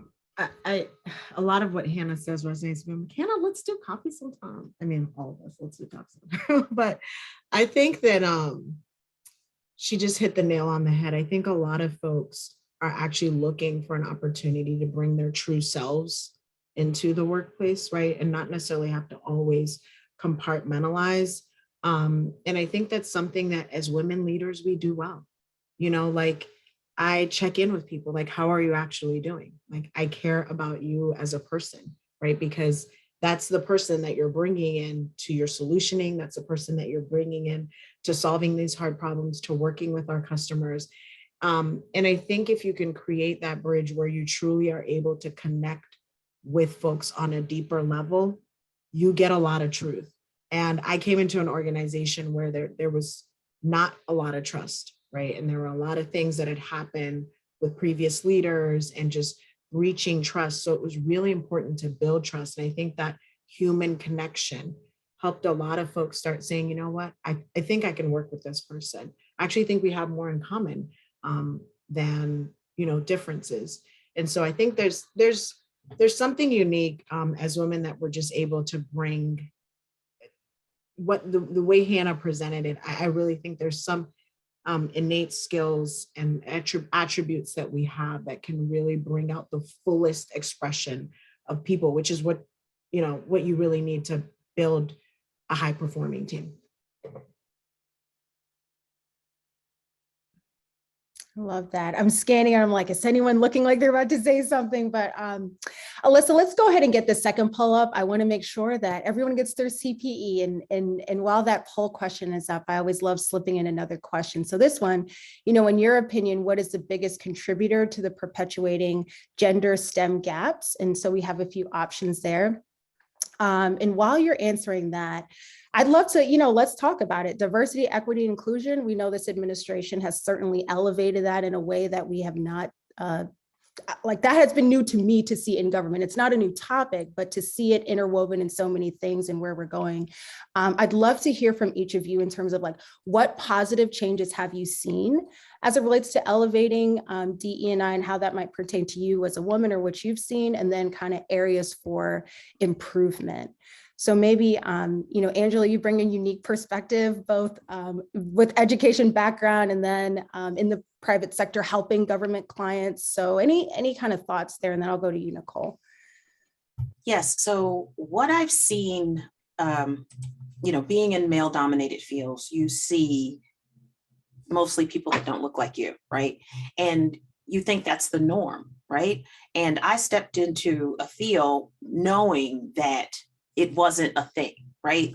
Stepped into it by accident, but nonetheless. And when you're working in smaller organizations, it doesn't feel as if you're having those constraints. For some reason, it really doesn't feel that way because the team is smaller, the communications are so much greater because you're in constant contact. It was always there. But then when I moved into this larger organization, and you saw there was, tens of, 15,000 people, maybe 17,000 people when I started, and to look at the landscape of this company where it's like, wow, leadership does not look like me. And I'm going to say it to this day. The reason that the workforce has not turned and changed and you don't see that type of leadership is because those doors aren't being opened and welcoming as readily as they should. There's not that mentorship. The mentorship is happening at the lower levels. I've seen it, but how are we grooming our next leaders? Where are our next presidents and vice presidents and CEOs? When you look at a company and you look at their board and you look at who's running those companies, and when you can see that there is some movement there, that's what speaks to me. Now, don't get me wrong. There are more and more women sysadmins, there are more and more women solution architects. I see that happening. Our goal, if we're in this role, it is our duty to make sure that we try to bring someone in with us, because we didn't get here by ourselves. Just in my case, it was men who were vouching for me and seeing my body of work, and that got me into Red Hat. Well, since I've been here, I've made it a point to bring more people who look just like me. I'm searching them out on social media. People are reaching out to me. I will mentor anybody who comes to me because you need that. We all do. We can't get one. It's hard to be what you can't see. That's the first thing. And two, it's our duty to always give back to people. If they want to be like you, they want to do what you're doing, it is your job to at least offer them some sort of tutelage. I don't think we can live in a vacuum or work in a vacuum. The only way we're going to make these fields a lot more diverse is working on the pipeline, being better mentors, and watching the change happen up top. Otherwise, yeah, it'll be more of the same. No, that was good, Angela. We need more Angelas. That's what I heard as you were speaking. That's where my heart was. Nicole, would love to get your perspective as well. What you're seeing in terms of DE&I being elevated in areas for improvement. So it's hard to follow up Angela, but I know there's been a lot of organizations now are having campaigns and putting on panels such like this. So I think there's great opportunity. There's more awareness out there. I'll talk to some of the things I will say. This might be kind of seconding Angela. I really think building that pipeline, being a mentor. Why I'm where I am today is because I had a mentor that told me to go for opportunities that I might not have applied for. You can talk yourself out because, as you said, you don't see that type of diversity in some of the ranks and the roles.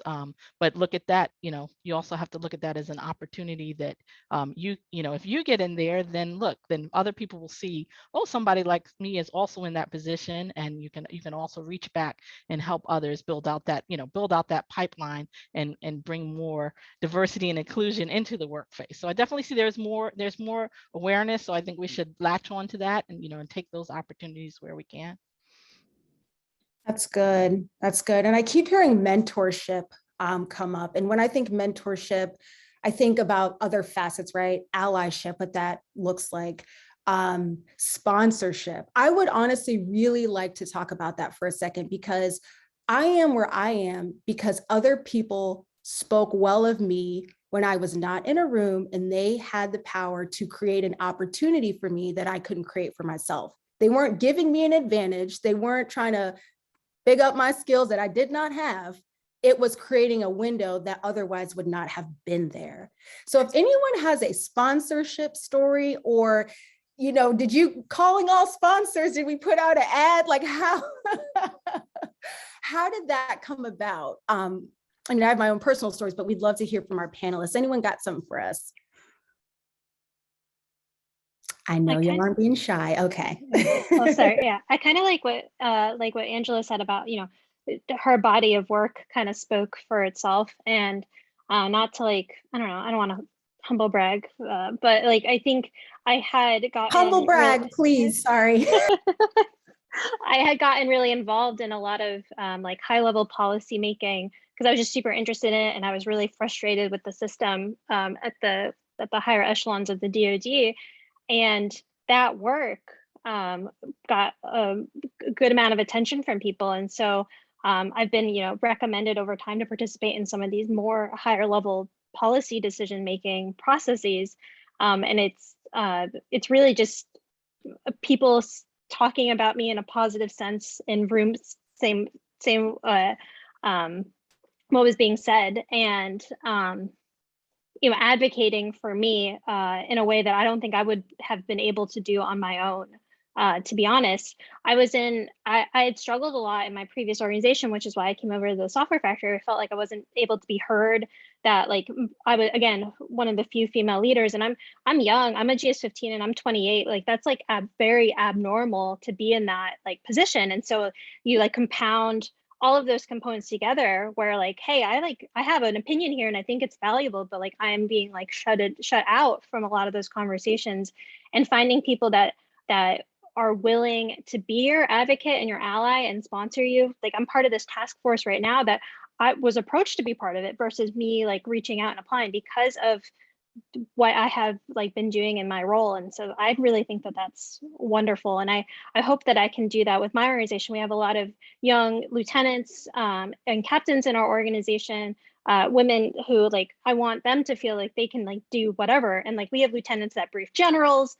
It is amazing to see them be able to grow and flourish. So I hope that what I demonstrate can be something that other women in the organization can take upon themselves too. I love that. Rotimi, were you going to add? I was going to say, for me, at the point I was at in my career where sponsors rose up, I wasn't really expecting it. And I think that one thing we should understand is most of the critical decisions about your career that will, determine the trajectory that your career goes, they usually happen in rooms where you aren't, they usually happen when you are not speaking up for yourself. There is a place to speak up for yourself. But one thing I want to encourage folks to do is just always show up, always step up. Whenever you're called upon, give it the full force, right? Don't play it down. And this isn't, because your motivation is, I want to be seen, I want to be heard, but you have something to offer and you have something to bring. And I think a lot of what has already been said about a lot of the nuggets from Angela, boldness, confidence, it's important because organizations need that. So I wasn't so happy with the work I was doing in the private sector, but I got passionate about FITARA implementation and started doing that work back in 2015.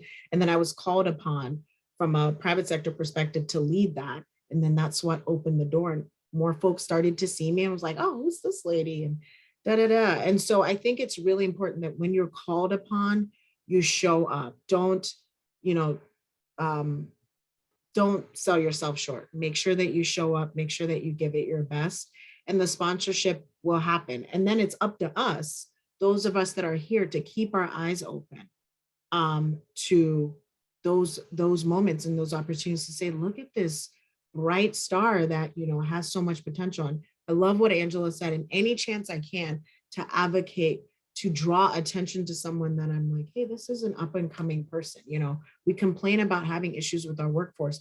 Are we overlooking some talent we have right here?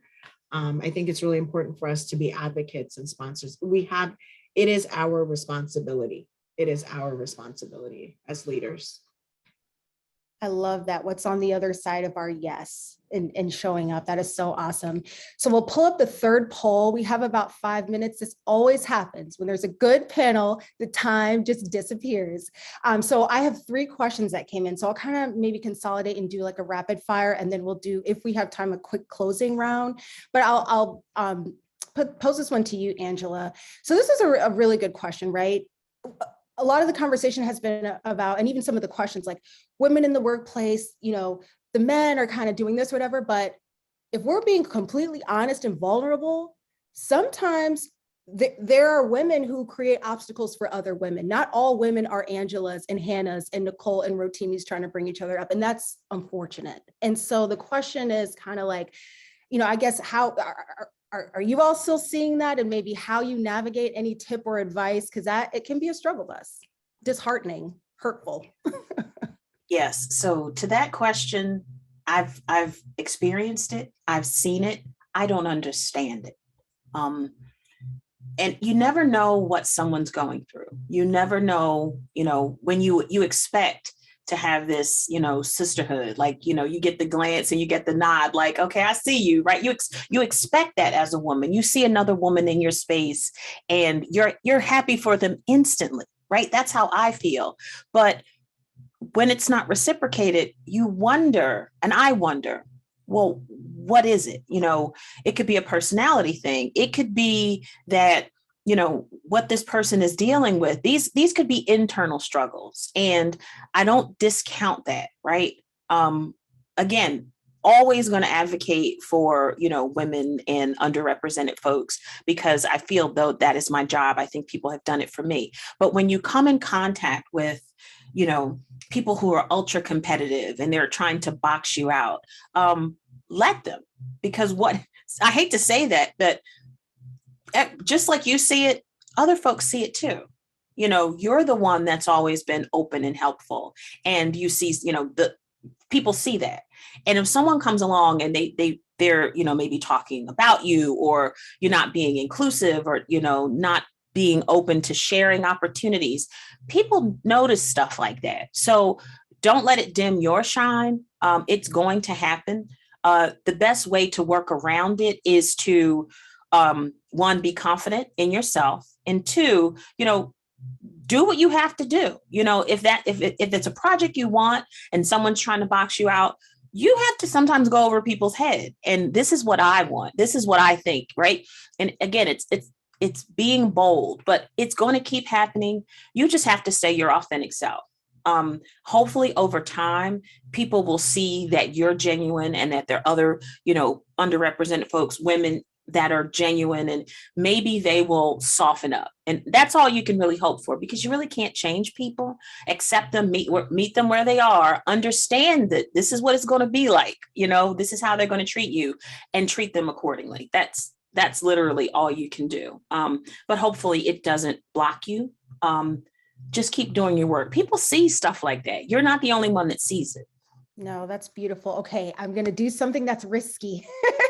Do a quick, like 10-second, one walk away thing to impart in these attendees today, since we have like a minute and a half. And there's one question in the chat that I really love. Maybe you ladies can get to that with a written type answer, but I'll start with you, Nicole. We'll do round robin, kind of your lasting parting takeaway and like a 10-second snippet word of wisdom for our attendees. So one thing I'll say is kind of whatever role you have, kind of take that opportunity to be a leader from wherever you are. You can be a leader from wherever you are in the organization, and look at those ways that you can provide value and take those opportunities when they come to you. Love it. Rotimi. And to quickly unmute, 10 seconds. So I would say today, where you are right now, there's an organization that seeks exactly what you have to offer today. And so build yourself up, build up your confidence, continue to work on yourself, and don't sell yourself short. There is a place for you. There's a place for you at the table, and you are needed. I love it. Hannah. I'll keep it short and sweet. Be the strong female lead in your life that you need. My husband always says, "You're my strong female lead," and that always gets me hyped. So be your own strong female lead. I love that. And since we've circled back and have like 10 seconds, Angela, I can do a quick snippet from you, last kind of parting words, and then I'll turn it over. Yes. So my takeaway would be always work on your craft, right? Technology is changing always. Make that your guiding star. Always work on your craft. Always be learning, as they say. So always be learning. Always be learning. Yeah. I love it. Well, if everyone could join me in giving a virtual round of applause, this has been amazing. Thank you, Alyssa, for having us. And I will turn it back over to you to head over to the next session. Great. Thank you, guys. That was an amazing panel. I know I thoroughly enjoyed it. So thank you. Up next will be a working group panel. So ATARG is super excited about that. We are going to have Melvin Brown moderate. So Melvin, I will turn it over to you. Thank you, Alyssa. And before we begin, I just want to encourage the audience to submit your questions of your own in the Q&A section of the platform. We'll kind of be going through them as we go through the panel. And then they'll send them to me as we go. And also, please remember to answer the polling questions as we go through them to ensure that you get your CPE credits. I just want to take this opportunity. I had the chance to sit in on the last panel and hear some of the takeaways. So I'm going to steal a little thunder here, just because they energized me so well. And there were some things that I heard that resonated even with me at my level. And it was always to be always learning, to always be working on your craft. And I'm reminded of a biblical proverb, Proverbs 22:29, which says, "A man that is diligent in his work shall stand before kings." And the word diligent there means to be good at, to focus on being the best that you can be. And so that would be my major takeaway, is to always be learning, always be the best that you can be. And as I tell my sons, don't be afraid to ask for what you want. The pretty girl won't go out with you unless you ask. So make sure you ask for what you want. A closed mouth won't get fed. And so you'll stay hungry if you don't ask for what you want. So with that, I do want to introduce three phenomenal women that I had a chance to talk to a couple of months ago. Mrs. Allison Omar, Innovation Adoption Lead for the Centers of Excellence at GSA. Just kind of wave at me there, Amber. Allison, rather, let me know you're good. Then Amber Chandri, Lead of Customer Experience Strategist at U.S. Department of Housing and Urban Development. Kind of wave at me, Amber. See, I got the names right today. And then last but truly not least, Mrs. Monica Bradenbach. She's a Human Capital Strategist with the U.S. Office of Personnel Management and Workforce Policy Advisor. And so I want to put up my first poll, and I want to talk through one of my first questions. And I want to reintroduce the subject of asking the question of the audience: do you have a mentor or a sponsor? So I want to give just a little moment to relook at the conversation around having a mentor and a sponsor. So if you want to submit your answers right now with the link in the chat, would greatly appreciate that as we kick off this session.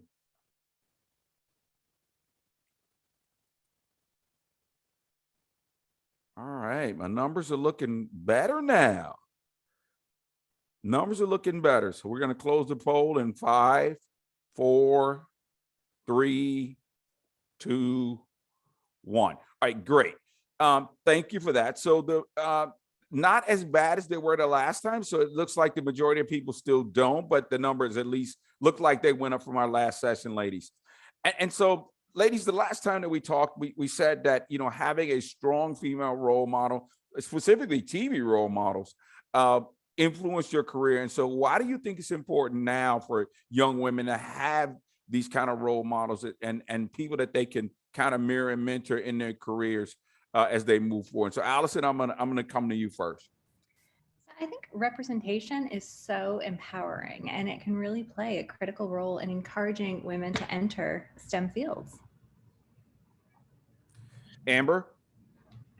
Yeah, I would agree with that. So I am a Pakistani first generation. I did not have anyone in my family to guide me through, joining public service, let alone federal government. And so those mentors and sponsors are really the ones who can help guide you and open doors for the opportunity that you may want. Monica? I think those TV shows can also give a portrayal of women in professional roles. So in our last session, we talked about Golden Girls and we talked about Facts of Life, and Allison brought up Murphy Brown. And I think one of the reasons, and maybe more so in the 80s and 90s, not to date myself, but I think those were especially important at that time because women were portrayed and still continue to be portrayed as housewives and moms.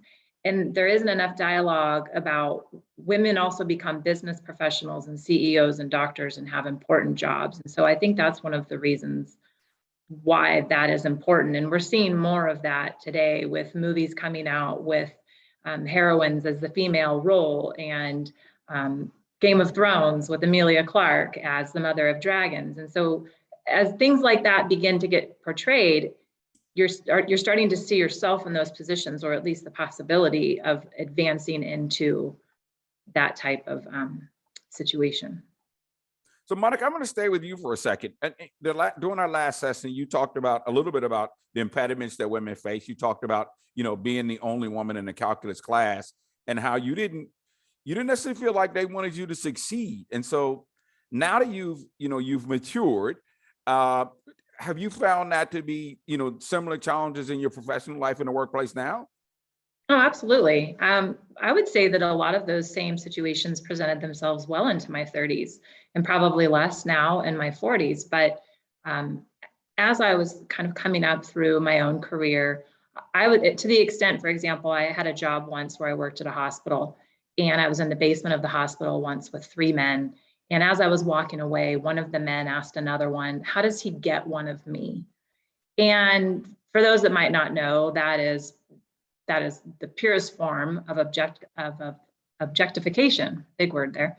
And I think what women find is that their gender just shouldn't play a role. It ends in academia, and it shouldn't play a role at work. You want to stand on your own merit. And so I don't think that those types of behaviors stop. I mean, other jobs, and maybe other women on the panel or in the audience have had similar experiences. But again, it's about normalizing those experiences. And so if you befriend a male colleague and you're going to lunch or you have coffee, all of a sudden you're having an affair. But oftentimes those rumors aren't started about the men. They're targeted at women, and both women and men can tear other women down. So for me, it was a good precursor to experience what it was like to not be supported as much as my male counterparts in those advanced college math courses, because really all that did was just amplify later on in my career. So Amber, same question to you. Have you had that similar experience, or are you seeing the same thing? Sorry, can you repeat the question again? I think you're on silent. I'm not hearing any. Oh yeah, now I accused you of being on mute, and then I turn around and do the same thing. So this is hilarious. So this really is about not feeling welcomed or impediments in your career because you're a female, and so taking on new challenges as a female, and your male counterparts not seeing you for who you are, but seeing you as only a female in the room. Yeah, sometimes, when I was in an IT environment and being one of the only women, let alone people of color, I think for me, it was sometimes easy to look at my male counterparts and say, like, why are they getting the good projects? Why are they getting money to support their projects versus mine? And I think the advice that I would give is that, it's very easy to like blame a man or and like be very critical.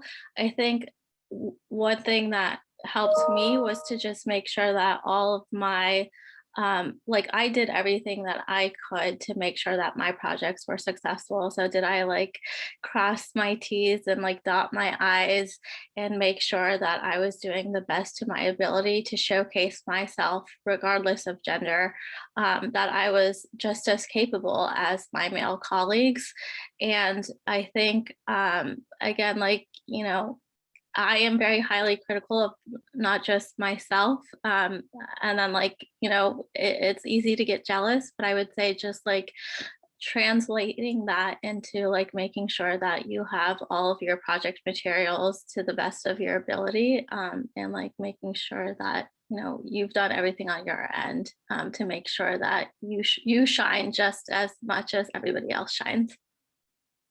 Allison, same question. You want me to repeat it? No, no, All right. no, Okay. no. I guess in my experience, more akin to what Amber shared. You know, you're in a meeting, you look around the room, and 9 times out of 10, you're one of a few women in the room. But you know, I have a perspective, I have opinions. As Melvin knows, I am not afraid of sharing said opinions and thoughts, and it's having the confidence in yourself, and you know, focusing on delivering and getting the job done. So let me stay there. So I get to say this to you, Allison. You have a perspective, and you're not afraid to share your perspective, and that's a good place to be, ladies. You all bring something to the table, and you don't need to change your perspective just because you sit at a different table. Amber, I'm going to come back to you for a second, and Monica, I want you to hear it because I'm going to ask you the same question, because you both kind of talked about this imposter syndrome that you feel like you deal with when you go to work. So you talked about, you know, you've been reading books and trying to get better, but you know, how can your mentor or sponsor help you to overcome, you know, this imposter syndrome that you believe that you feel?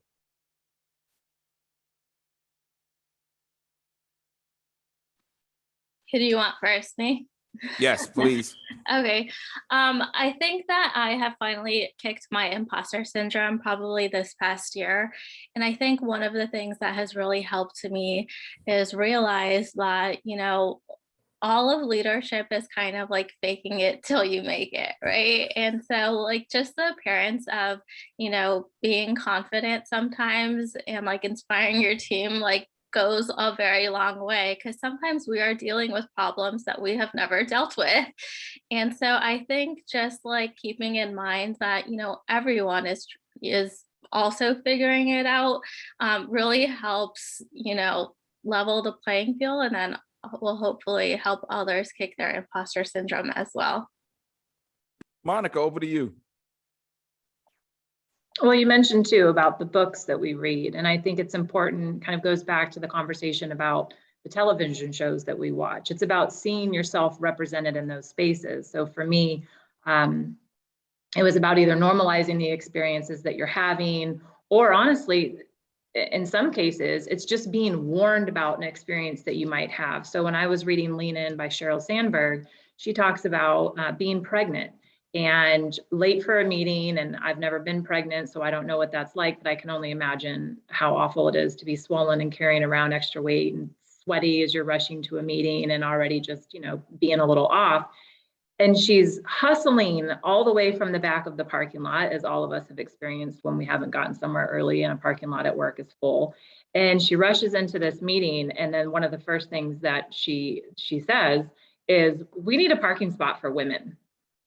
And I would say that all of us have experienced that, whether it's at the grocery store or anywhere, where it can be a safety issue. It could be for someone who's pregnant. It can also, I mean, there's a lot of different reasons that you might need to just be closer to the building. But until a woman CEO or a woman in a high level of an agency or in a workplace can sit at the table where decisions are being made and represent other people's lived experiences, specifically females, then that lack of representation is going to remain in existence. And we're going to continue to run up against those barriers. And so a lot of us might experience it, but we don't have a say in changing it. Or if we bring it up, it's ignored by layers of men that just can't understand what you're going through, or we might ourselves come against it, but it's helpful if we've heard someone else's stories about it. And that's, even to the extent, I think Melvin, you and I talked about it at one point. She was in the boardroom and they went out for a break and she realized there wasn't a bathroom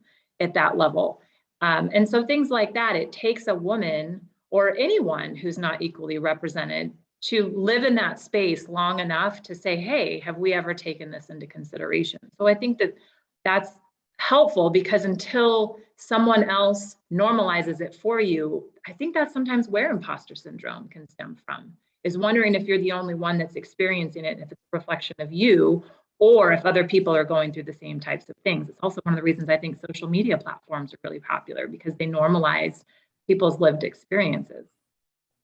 Yeah, so I want to pull in a Sheryl Sandberg thread a little bit, because I did watch that YouTube video, and one of the things that she talked about in that very boardroom was she asked the CEO of the company where was the ladies' room, and the look on his face was lost. She says, "You've never had a woman in your office before, have you? As long as your company's been here." And he had to admit that in his boardroom he had never had a female in the boardroom.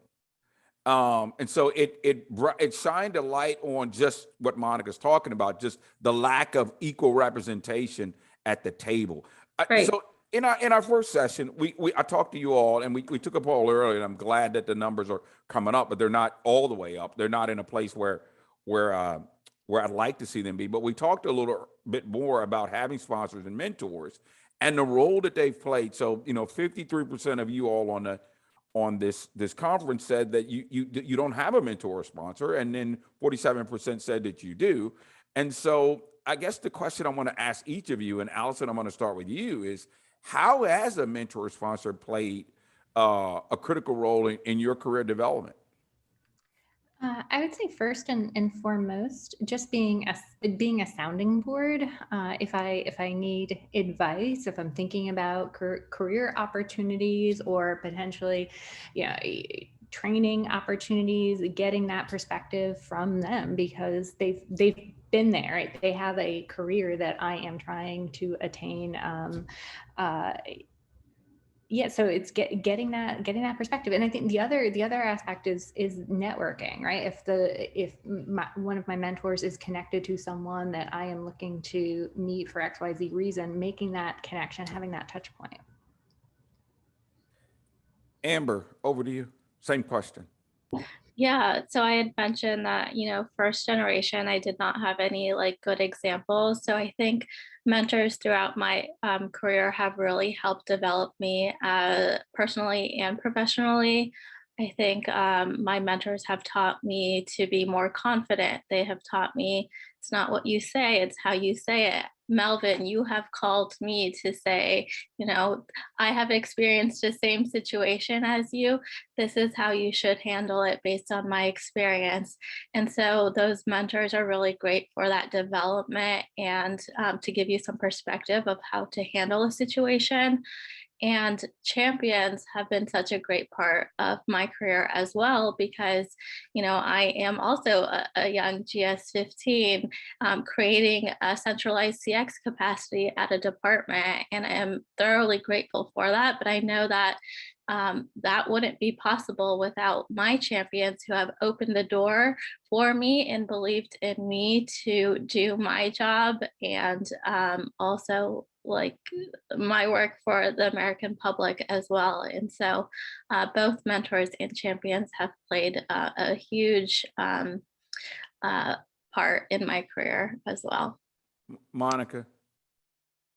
I think mentors and sponsors are also really important in the respect that they can prop the door open for people as well. And so when we start talking about STEM jobs, it's especially important in STEM to have a mentor. And the reason that I say that is from the workforce lens that I focus on every day.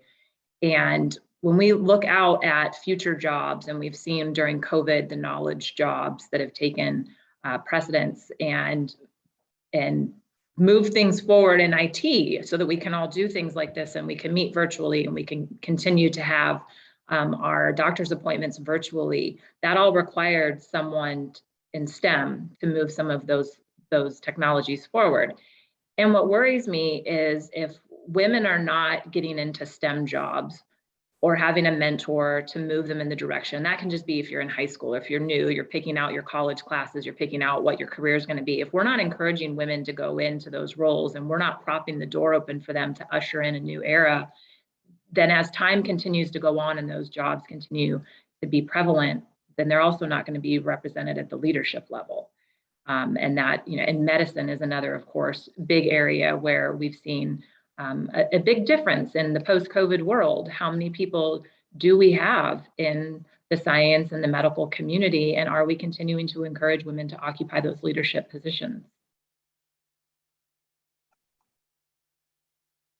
All right, so I want to go to my next polling question. And this one, I want you to think about this for a second. If you're a woman, I want to know how many, as a woman, have you had other senior level women offered to be a mentor or sponsor?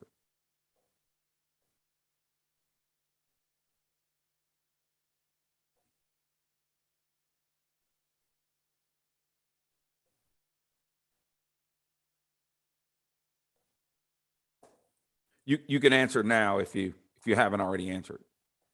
Now is your time.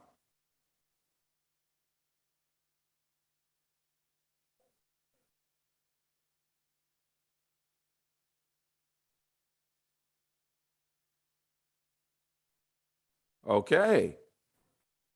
And the results are, ooh.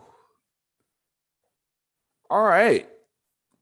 So 67% of women say that they've never had a senior level woman offer to be a mentor or sponsor.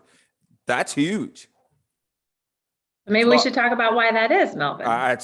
Oh, wow. You just make such a great straight person. So since you opened that door, you want to talk about why that is? I think when we look why at do you it from think a that is? data perspective, how many women occupy the senior level roles? If Sheryl Sandberg's book pointed it out, so does Tina Fey's, so does Michelle Obama's, all of the same books that we're reading. They all point out that women aren't present or equally represented at those levels. So if there's less of them to go around, then maybe there's also less mentoring capability for them to reach back down to the rest of us. I'll buy that. Allison, I know you have a perspective, so I'm going to call it that, a perspective. I love to have your perspective. It was interesting. I wonder if it's Allison's opinion, waiting for the ask, waiting to be asked for that mentorship or that sponsorship. So now let me pull on that thread for a second. What does ask look like? What does that look like? Honestly, I think it's as simple. I think it's a simple conversation or a simple question. Yeah, I've admired what you've done X, Y, Z. Would you like to grab a coffee and talk about it? And I view mentorship as just informational knowledge sharing and gleaning from someone else's expertise. Amber, go. Oh, I'm sorry. Were you done? No, I was going to say, and people are, I also think there's a perception that people may not be open to sharing. And I've actually found the complete opposite. People are open to talk about themselves, their experiences, pitfalls to avoid, things to do. So I think that's just a different lens.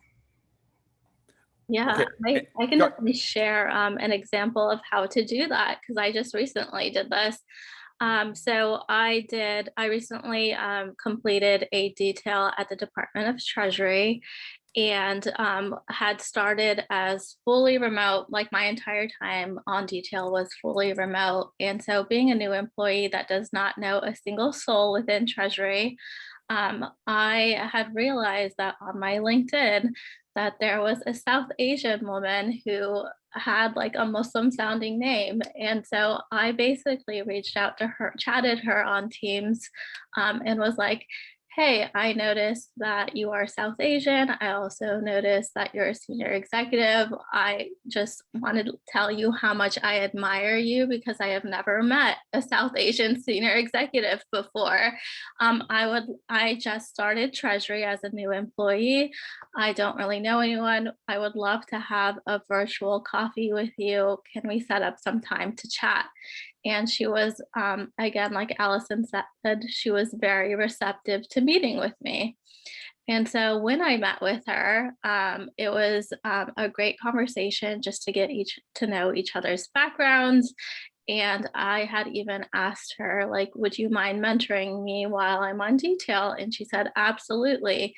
And the funny thing is, within that same conversation, she offered me a job as well. So you never know how reaching out to people and asking them for mentorship can also translate into new opportunities as well. So I would say just go for it. All right, so in the chat or in the Q&A section, after the polling, one of the participants said that even after being asked, several women are reluctant to be a mentor or sponsor. Now, is that reluctance, and this is a question, ladies, is there a reluctance when you may have baggage that may be career limiting? Allison, I'm coming to you for your perspective. I was thinking more, does that tie back to what Amber and Monica were talking about earlier in terms of the imposter syndrome? Like, is it a feeling of reluctance because they feel like, well, I couldn't be a mentor because I still need to do X, Y, Z. Monica, I know you have a perspective, so I'm coming your way. What is my perspective? Well, I think it's interesting that Allison brings up the imposter syndrome. And again, I do read a lot. Maybe that's just me looking to normalize my own experiences, but even someone like Michelle Obama admits to having imposter syndrome when she got to the White House. And I would say in my lived experiences, it doesn't matter probably how high you get. I mean, I'm still on the climb. You don't feel successful. You don't feel like you're any different than you were when you were 18. It doesn't matter how many degrees you get or what grade you are or how many places you've traveled or how much money you have in the bank. It's my belief that people don't feel successful. I was recently vacationing with someone who does hair for celebrities. And we were talking about that because, of course, when celebrities are sitting in the chair, they arrive in her chair without makeup and their hair done. And so they're very exposed and it's very different than what they project. And we were talking about insecurities and how everyone at the end of the day, you still are your upbringing. You still are that person that was picked on or told you had a big nose or told you had whatever it was, ugly clothes. And I think you still carry that with you well into your 40s and your 50s. So despite how successful you get, when someone comes and knocks at your door and says, hey, I admire you and I'd love for you to be my mentor, you're probably thinking in your mind, I'm not special. What is it that you want me to teach you? So I think it's just human nature, man or woman, successful or not. So it could be imposter syndrome. Could be a good one, Allison. So Amber's smiling, which tells me she's got another perspective or she wants to add. So go. I think that, I definitely have been in situations where I feel like I have been blocked from attending meetings, even though that I am the subject matter expertise. And to be honest with you, I kind of now take that as like a badge of honor. And also like I have learned from other women to not be like them and to have a different mindset. And so for me, I have an abundance mindset where I'm like, there is enough room at this table for everyone. And I want other women, other people of color to be here at this table too. And so I think that, just because you see someone that has, that competitive mindset doesn't mean that you need to have that same mindset as well. So let me recommend a book. It's called A Framework for Understanding Poverty by Ruby Payne. And in the book, Ruby talks about our class systems, low class, middle class, and high class. And there's a parallel comparison about whether you can survive in each class. But her premise is, in order for people to move from one class system to the next, somebody in that class system has to want to see you in that class. And so in order for you to move through the class system, you have to become attractive to someone in that class. And so I'm going to ask all of you just a simple question, and this is not a beauty attraction. It is, how do you make yourself attractive to a mentor or a sponsor? What do you do? Allison. I think it is one, being true to yourself and delivering, like doing what you say you're going to do, what we're going to do from a professional standpoint. I'd say would be the top two, like putting your money where your mouth is. All right, Monica. Oh, Amber, you came out of mute, go. Yeah, I was going to say projecting confidence. I have folks on my team now who do not speak unless they are prompted to speak. But every time they speak, I'm like, man, I really like what you're saying. I wish this person would talk more. And so I think the ability to contribute to a conversation and display thought leadership is always like something that leaders look forward to. And like, I know that I love when my teammates feel comfortable to do that. And so I would say projecting confidence and then showing that thought leadership. Monica. I think to be attractive to a mentor, or even to change your social standing and move through the classes, is just to be your most authentic self. Because if you don't show up authentic, or you don't get accepted by being authentic, the chances of you maintaining whatever it is you projected is likely going to be quite difficult. And then you're just going to have to deal with the rejection of it. If they don't like you for who you are, then maybe that's not where you want to be. You all have all heard me say this. I only go out with people that want to go out with me. And so if what I have doesn't fit what you want, then I look to do something else. So I agree wholeheartedly. And so I believe I'm moving toward my final question here. And I want to give you some time to think about that. In part one of the panel, we talked about, what will you tell your younger self now? If you were you 10 years from now, what will you tell yourself now based on where you are? And so, Monica, you said women need to lift each other up and surround themselves with other strong women. So can you go into more detail about that? What does strength look like for other professional women? And how do they provide that to each other? Well, it's interesting because I'm kind of in this weird situation in my 40s where I either have a lot of, and that's probably just because a lot of women my age have children still. I'm either hanging out with a big tribe of older women who are nearing retirement, or I've got this tribe of 30-year-olds. And I'm really inspired by them because I see an entire generation of women lifting each other up and supporting each other in ways that I don't believe I had when I was young. And I don't believe that I had those older women kind of telling me to surround myself with this tribe of educated or ambitious or just supportive women. And so looking back at my younger self, I would definitely encourage me or encourage other women to go out and find that tribe to lift you up. No matter how big your dream is, they are going to support you, or they're going to bring you back down to reality sometimes if they think you're going too far astray, but they'll do it in a supportive manner. And then we've been talking a little bit about books, and they don't always have to be on these amazing leaders, but one of the books that I bought recently and have been plowing my way through is Brene Brown's Atlas of the Heart.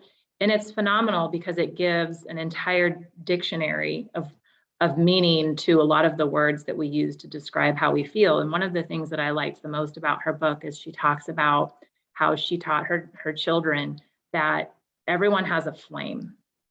And all of your good sponsors and all of your good mentors are they're not going to be afraid of your light. And that goes back to what we talked about, being your most authentic self, but also they're not going to blow out your flame. And it's important that you don't blow out other people's flame.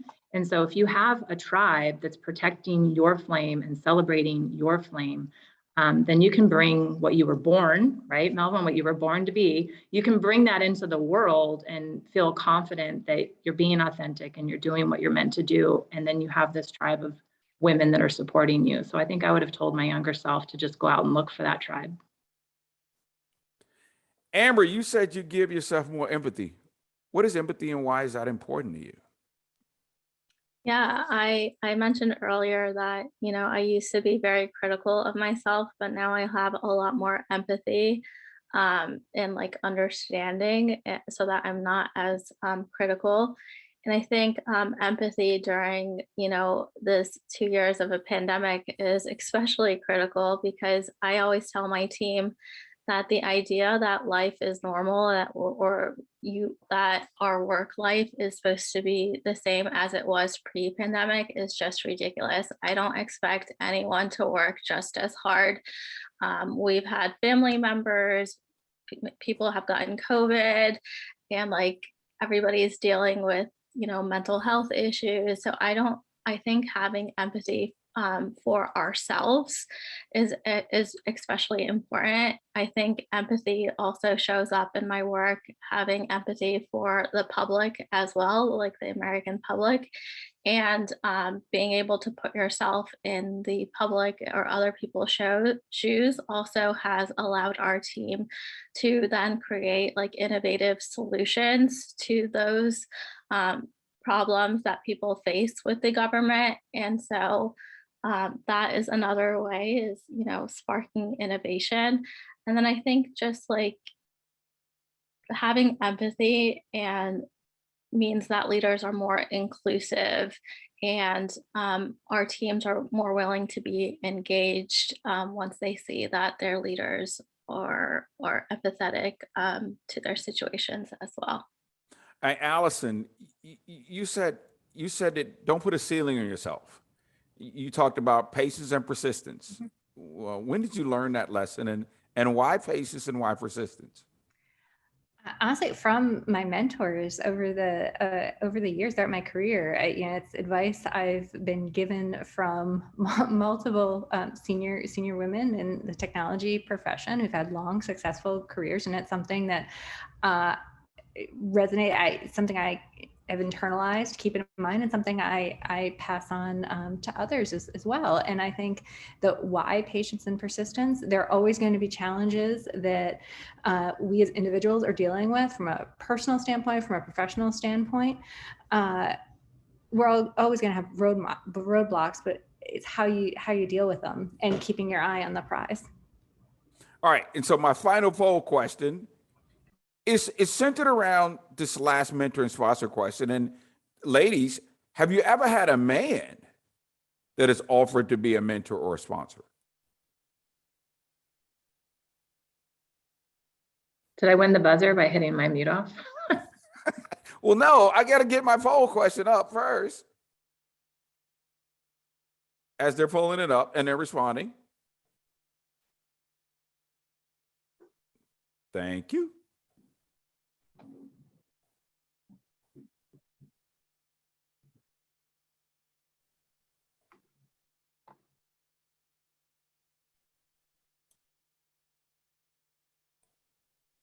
And the responses are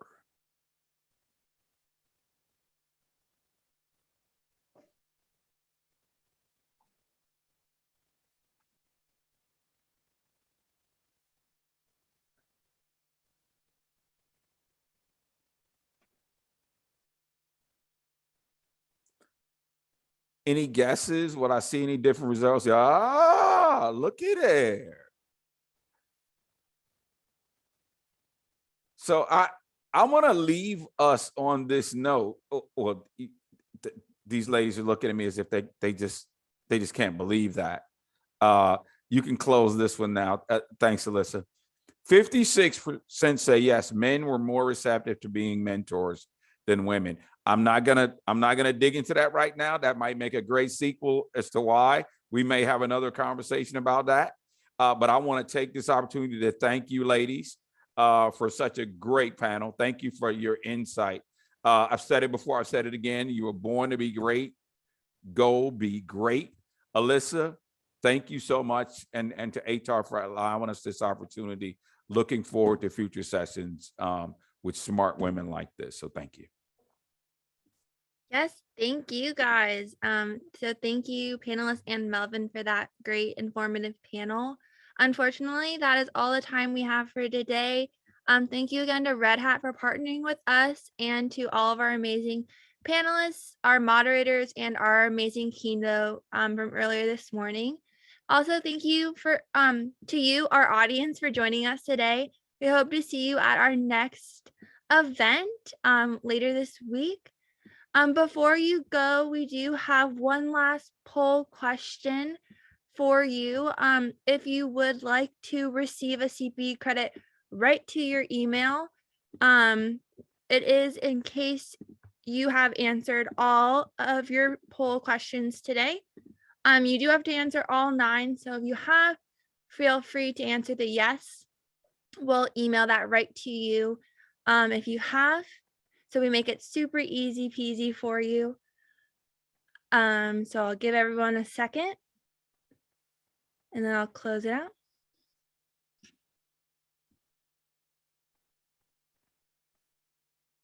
Great. But that is everything for today. So I hope everyone has a great rest of your day and happy Women's History Month. Thank you.